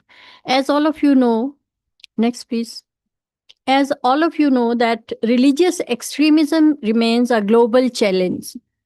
Misinterpretation of sacred text fuels radical ideologies. Lack of religious literacy creates vulnerability to extremist narratives, and the universities play a vital role in promoting peace and critical thinking. As Allah Ta'ala states in the Quran, invite to the way of your Lord with wisdom and good instructions. Here, we are here to understand first what is radicalization. Radicalization is the process through which individuals adopt extreme beliefs that justify violence or intolerance. Here are some characteristics of radicalization: black and white thinking, rejection of diversity, intolerance, rehumanization, and acceptance of violence. Now, next, I want to show you the types of radicalization. There are numerous types. One is religious, political, ethnic, ideological, and online radicalization.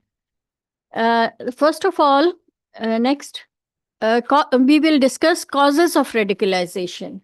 There are some social factors: identity crisis, marginalization, and social justice. All of you know, that's why I am going very quickly.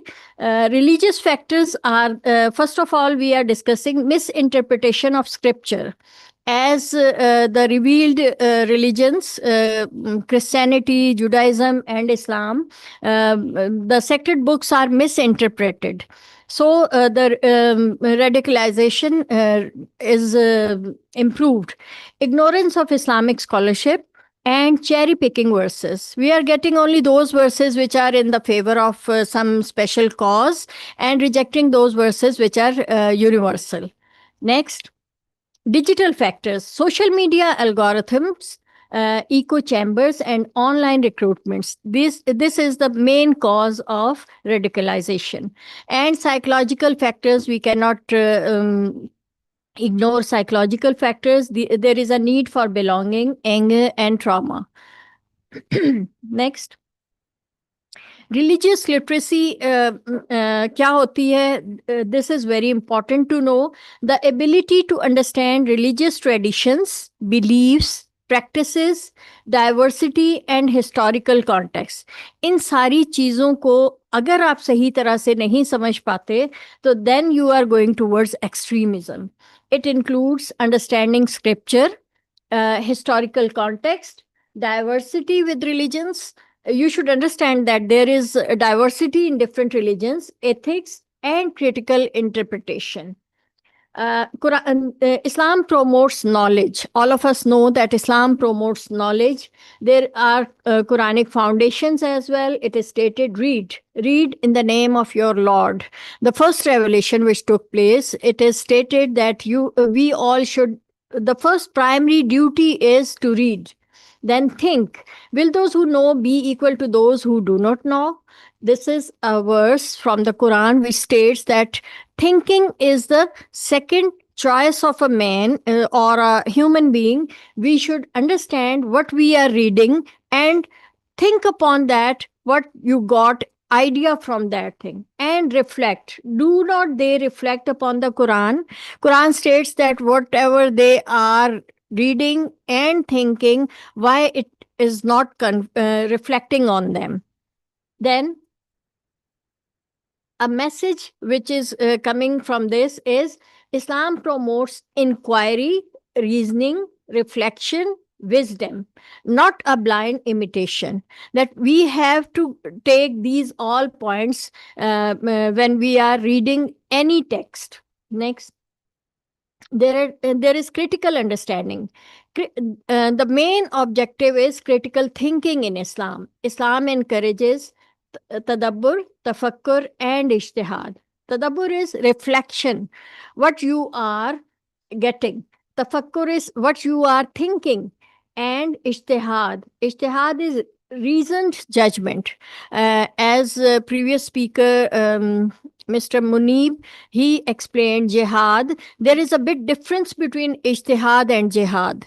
Jihad is, you can say, fight, but ijtihad is reasoning, or the critical thinking is called ijtihad. Next. There is a difference between religious literacy and extremism. Like contextual reading is religious literacy, but extremism is literalism. Then there is diversity in religious literacy, but exclusivism in extremism.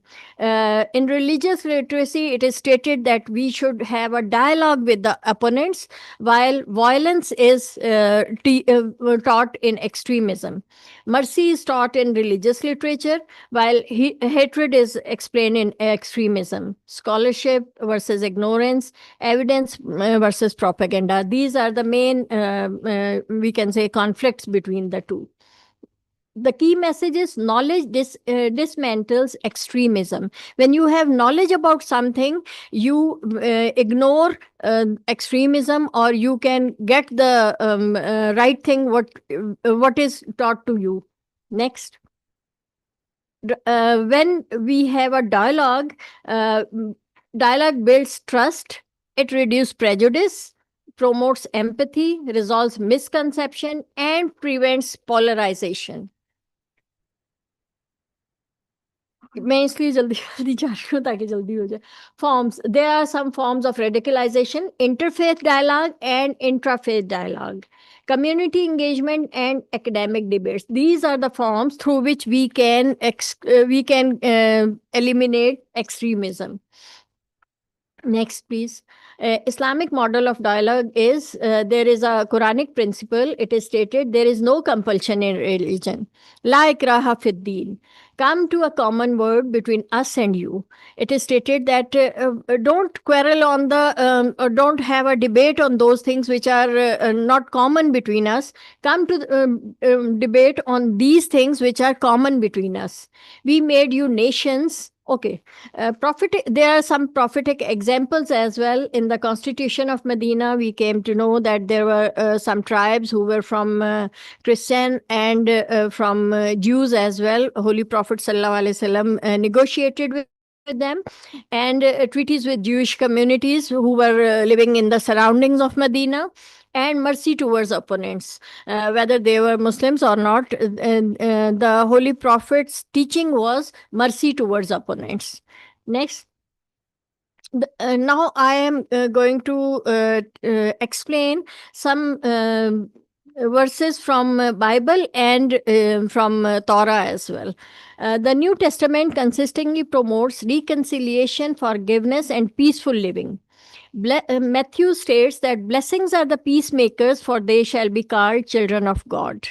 And Matthew again explains, love your enemies and pray for those who persecute you. And if possible, so far as it depends on you, live peaceably with all. Here we can see that this is very important, that when you are understanding the scripture, you come to know that there is no hatred between the religions as well. Those commands in Torah emphasize compassion, hospitality, and equal treatment of others. Leviticus states that you shall love your neighbors as yourselves. And again, in Leviticus, it is stated, the stranger who resides with you shall be to you as the native among you, and you shall love him as yourselves. It means that the religious scripture also religious scriptures also expand towards love, not towards hatred. Okay. Violence is rejected. आगे चले जरा. These are the collective affirm that life is violence against innocent people is morally unacceptable. Quran state, whoever kills a soul, it is if he has killed all mankind. And Torah states, you shall not murder. And Bible state, put your sword back into its place. Here you can see that all the Abrahamic religions, they are promoting peace, not towards extremism. What is the role of universities towards extremism? There should be religious literacy, critical thinking, civic engagement, research, interfaith dialogue, and digital literacy. And the faculty, we as we are the faculty, there are some our responsibilities as well. Teach authentic scholarship, encourage questioning. As madam Mahvish stated that हम students को bound कर देते हैं कि बस curriculum पढ़ना है. Promote questioning, reject hate speech, and promote peaceful coexistence. Role of media and AI. There are some challenges. Online misinformation, as Madam Sobia, she told that there is online misinformation, extremist propaganda, deepfake, algorithmic radicalization is also present on social media. Then opportunities. AI should be used for peace education. It should be used for fact checking, counter narrative, and educational platforms. Practical recommendations. There are some practical recommendations for the government and religious scholars as well. For the government, educational reform should be there, and tolerance should be promoted as well. While religious scholars should have contextual interpretation and counter extremist narratives. Universities' role is also very important. Religious literacy courses should be introduced, and peace education should be promoted. Communities, when we are living in communities, we should have dialogue circles, youth engagements. In different circles, we can promote peace, and we should engage our youth in peace talks. During families, when we are sitting with families, critical digital awareness should be discussed, and open communication should be there, so that our youth should have literacy as well. Key takeaways: radicalization is defeated not by security, but by education, religious literacy, critical thinking, compassion, dialogue, authentic scholarships. The strongest weapon against extremists is not fear, it is understanding. Faith should become a bridge, not a barrier. Knowledge should become empowerment, not manipulation. Thank you. Thank you, sir.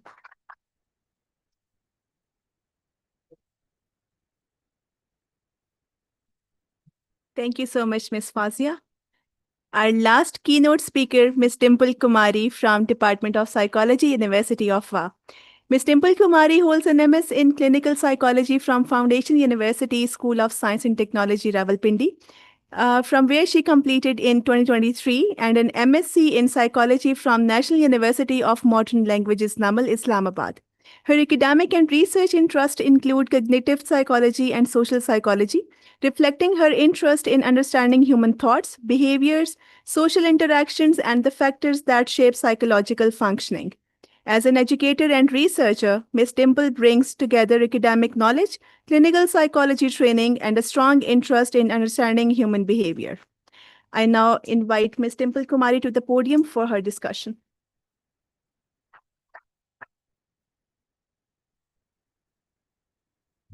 Assalamu alaikum everyone. This is Dimple Kumari from Department of Psychology, University of and the topic I have been assigned with is from polarization to psychological resilience, evidence-based interventions for disrupting pathways to radicalization. Next slide, please. Okay, so when we talk about radicalization, radicalization is something that is not immediate, that is not sudden, it is gradual. It develops with the passage of time. And when we talk about radicalization, it combines various factors. It combines your unmet psychological needs, it combines your social problems, and also your different issues as well.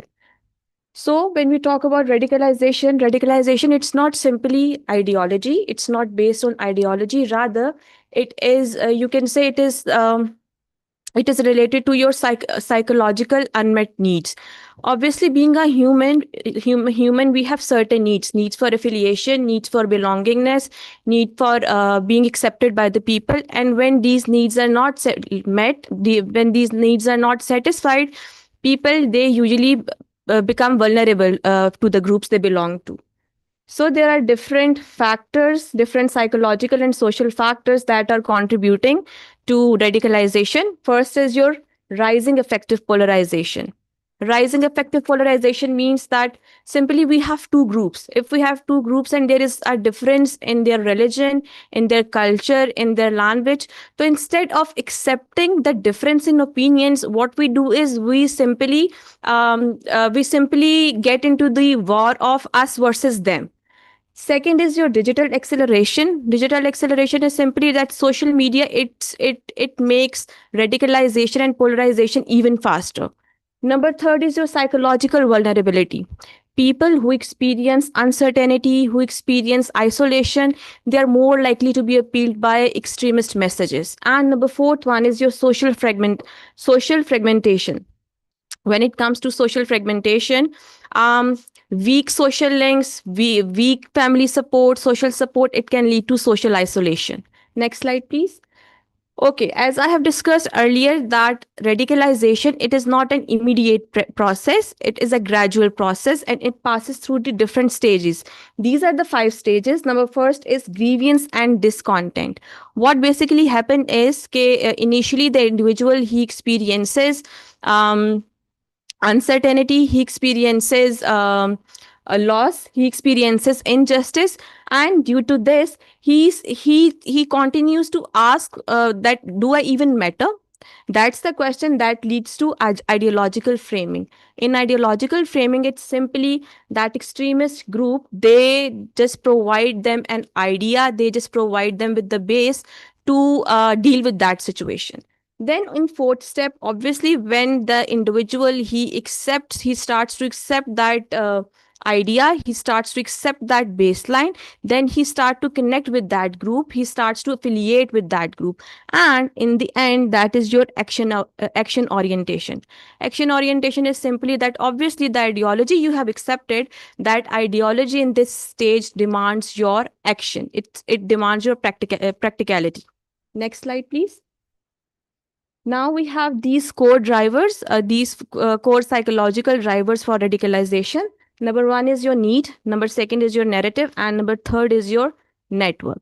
Okay, when we talk about need, what basically need is, as I have discussed earlier, need is something all humans, they have the need of being affiliated with the group, being identified with the group, being associated with the group. That's the need. And when people experience humiliation, when they experience loss, what they do is they just try to figure it out, right? And in that stage, narrative stage is that that group, they provide him with the narrative, with the group narrative that people have to accept, they have to admit.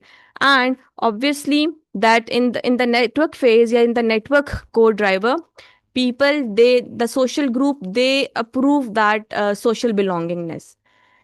Next slide, please. Next slide. Okay, so these are the key factors that can increase the risk and that can save from radicalization. Risk factors are your social isolation and weak community ties. Other than that, there is perceived injustice, discrimination, or humiliation. Identify confusion or crisis, especially in youth. Number fourth is echo chambers that filter out discussing views and direct contact with extremist recruiters online. So, the opposite are the protective factors. Next slide, please. Okay, so the major point is that we have to build the psychological resilience. Our aim or goal is not just to suppress the unhealthy behaviors. Our goal is to establish that resilience. Next slide, please. Okay, so the first strategy that falls under this category is your pre-bunking and cognitive inoculation. When we talk about pre-bunking, so what is your pre-bunking? Pre-bunking is simply that preparing an individual before he or she encounters any kind of manipulation, right? This is not that you are teaching them what is manipulation. It is simply you are teaching the people how manipulation works. You can get to know कि manipulation काम किस तरह से करती है, so that you can protect yourselves. Next slide, please. Okay, the other strategy is your off ramps and disengagement support. Now, here the point is the people who are already involved in the extremist groups, what we can do with them, how we can prevent them. So, obviously, if you are telling somebody that you are belonging to the extremist group, leave that group, but obviously they won't trust you. Right. So for that thing, we have 4 strategies. Number 4 strategy is your trusted mentorship. In trusted mentorship, and people, they usually you can say ke, they usually uh, they usually not follow the suggestions of trusted people, counselors or social workers. Instead ke koi outsider, some outsider, they go to them and they just request them to stop following that group or stop being affiliated with that extremist group. Number second is your non-judgmental reentry. Non-judgmental, the concept of being non-judgmental is quite an important and significant concept in psychology. So obviously, the point is that you have to provide them a safe and non-judgmental environment in which they can function properly. Disengagement should be a process. People, they should be protected from judgment. Number third is that address the underlying need. Obviously, when people, they affiliate with that extremist group, it means that their needs are being satisfied with that groups. Their needs are being met with that group. So the question here is that we have to identify what are the reasons, what are the factors that made those people to be attracted towards those extremist group. We have to identify those factors.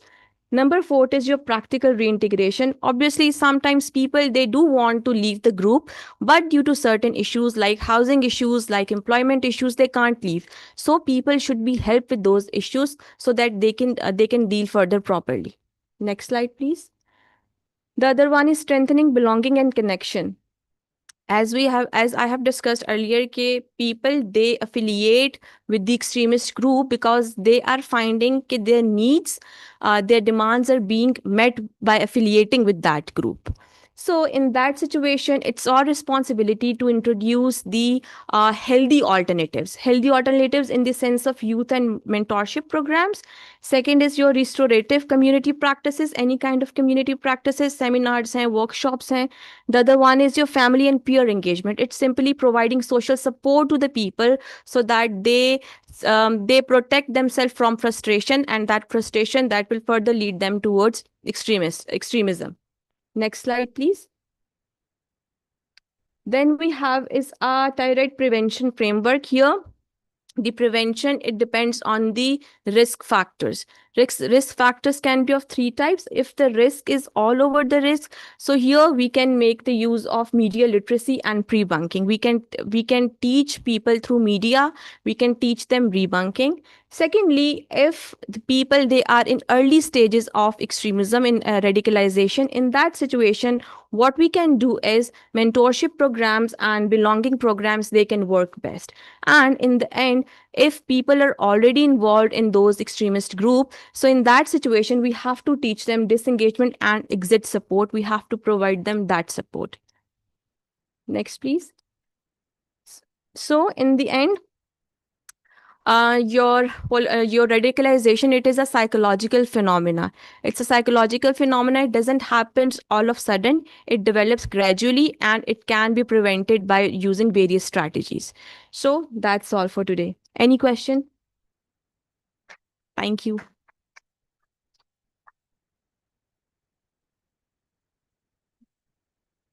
Thank you so much, Ms. Dimple Kumari, for such an informative talk. Now, I would like to invite Ms. Hafsa Masood, member of Core Committee, University of WA Alumni Association, to share a few words with us about this initiative.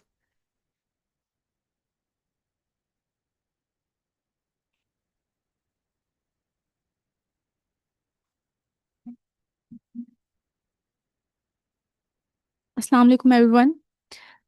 Thank you, Dr. Rizwan. Thank you, Ma'am Habiba, for inviting Alumni Association. On the behalf of Alumni Association, University of WA, I would like to express my sincere gratitude to the Department of Psychology for organizing such an insightful seminar. The topic we discussed today about the mindset, radicalization, the resilience, and everything was extremely important in today's world. Understanding the behavioral strategies to deal with the society is the need of an order to prepare for a peaceful and tolerant society. And the discussion today was truly broadened the perspective and also equipped with the practical knowledge for the future. Hope so. At last, thank you for the distinguished speakers that may be international or national and or faculty members for the time. Thank you, sir, for giving us time to express my thanks.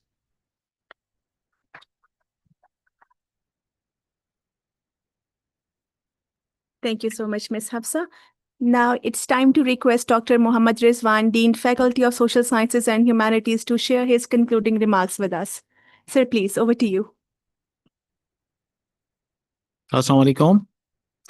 On behalf of University of WA, I extend my heartfelt gratitude to our distinguished panel of international and national speakers who made today's event a resounding success, including Mr. Mubin Sheikh, Professor Dr. Sobia Masood, and Ms. Fozia, Dr. Rehana, Dr. Mahvish, Dr. Sania, Ms. Rehana, and the organizer of the event, Ms. Habiba Shaheen, Professor Dr. Noman, and all faculty members, those are here. And thank you so much for your presence and making this day a successful day. Radicalization is not a process that held overnight. That means de-radicalization is also a process that will never held over a day.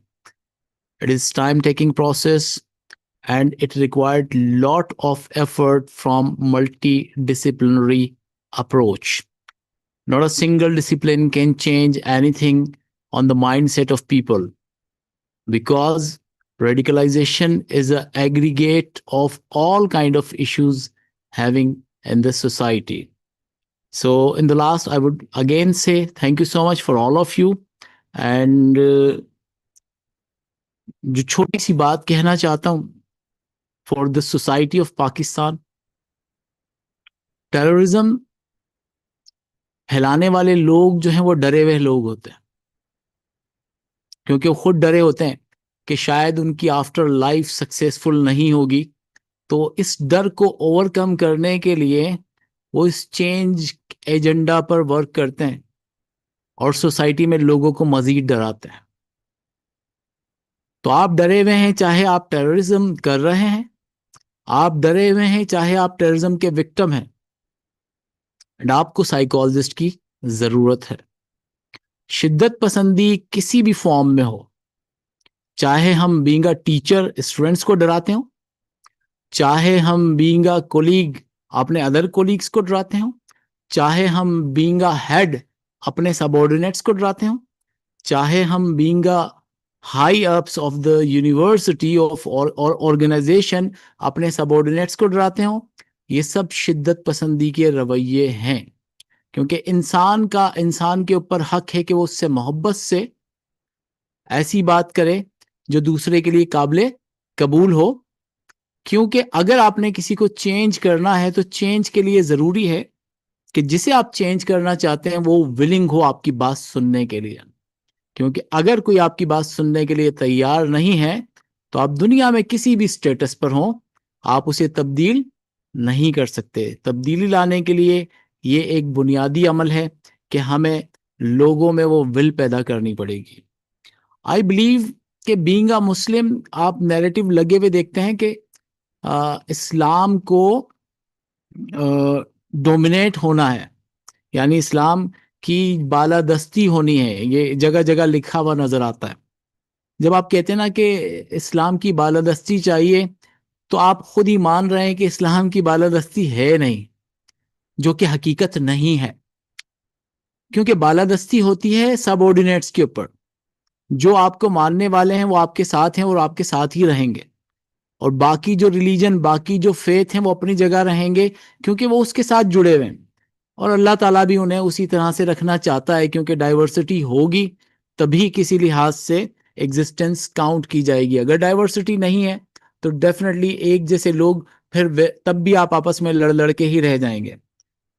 हम एक मजहब के होकर फिर हम sect में divide होते हैं, फिर हम सेक्ट में एक सेक्ट के होने के बाद हम जातों में डिवाइड होते हैं, फिर एक जात होने के बाद हम कबीलों में डिवाइड होते हैं, फिर एक कबीला होने के बाद हम खानदानों में डिवाइड होते हैं, फिर एक खानदान में होने के बाद हम अपने अपने राइट्स के लिए बहन भाई लड़ रहे होते हैं। यानी ये लड़ाई ना खत्म होने वाला अमल है इंसानों में, ये भी हमें याद रखना चाहिए। बट जो हमें तब्दीली करनी है वो तब्दीली यही है कि लोगों को अच्छी बात पहुंचाएं, अच्छी बात दोहराएं और अच्छी बातों को कम्युनिकेट करें। अगर मैं ये चाहता हूं कि इस्लाम का बोलबाला हो तो मुझे एक सही मुसलमान होने की हैसियत से खुद को प्रेजेंट करना चाहिए, ताकि कोई मुझे देख के मुझ जैसा होना चाहे। ये मेन आइडिया है। अगर लोग आपसे मुतासिर होंगे तो आप जैसा होना चाहेंगे, और अगर वो आप जैसा नहीं होना चाह रहे तो समझ लीजिए कि आप खुद भी वो रिफ्लेक्शन नहीं दे रहे हैं जो आप देना चाहते हैं। और अगर आप खुद ही उस रिफ्लेक्शन पे नहीं है तो फिर आपका जो भी एफर्ट है वो खुद उस डर के नतीजे में ही है जिस डर की हम बात करें, कि आप अपने डर को कहीं ना कहीं आसान रास्ते से सेटिस्फाई करने की कोशिश करें, जो कि सही अमल नहीं है। इंशाल्लाह नेक्स्ट जो लास्ट सेमिनार है हमारी सीरीज का, जिसमें हम रिहेबिलिटेशन की स्ट्रेटजीज को फोकस करेंगे, कैंपस पर भी हो सकता है और प्रिजन्स के अंदर भी हैं। बहुत सारी ऐसी जगह हैं जहां पर लोगों को रिहेबिलिटेट करने की ज़रूरत है, और बीइंग एजुकेशनल इंस्टीट्यूशन हमारी जॉब है कि हम वो आइडियोलॉजी, वो स्ट्रेटजीज डिफाइन करें और लोगों तक उन स्ट्रेटजीज को पहुंचाएं। आपकी समाअतों का बहुत शुक्रिया। इंशाल्लाह ताला नेक्स्ट मुलाकात होगी हमारी 3 सितंबर को इसी जगह, एंड आई एम होपिंग कि आप सब लोग इधर मौजूद होंगे। और लास्ट में मैं जो हमारे ऑनलाइन ऑडियंस है उनका भी बहुत शुक्रिया अदा करना चाहूँगा और उनसे रिक्वेस्ट करूँगा कि आप हमें फॉलो करते रहें। हमारा 3 सितंबर को एक नेक्स्ट सेमिनार है, उसमें ज्वाइन करें। और इंशाल्लाह ताला आपके जहन में कोई रिसर्च आइडियाज़ हैं, आप कुछ साथ काम करना चाहते हैं, तो डिपार्टमेंट ऑफ साइकोलॉजी में तमाम फैकल्टी आपके लिए ओपन है। इवन हमारे जो सोशल साइंसेज के अदर डिपार्टमेंट्स हैं वो भी ओपन है to collaborate with you. Any kind of activities जो पीस को जनरेट करने के लिए की जा सकती हैं, हम आपके साथ हैं। बहुत शुक्रिया।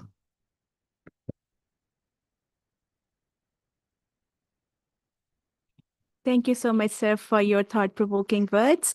Now, at the end, it's time to formally recognize everyone whose efforts and presence made this event possible.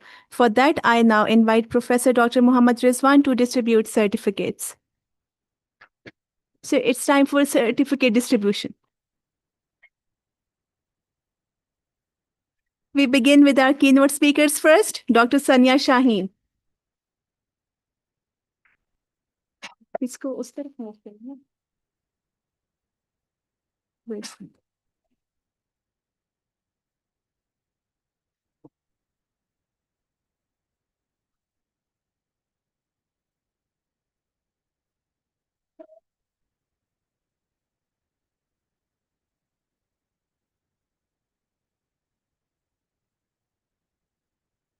Dr. Mehwish Jabin.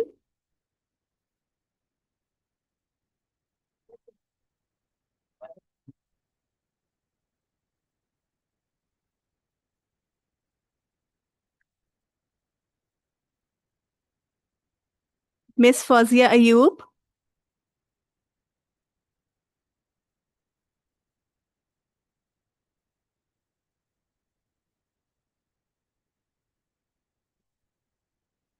Miss Dimple Kumari.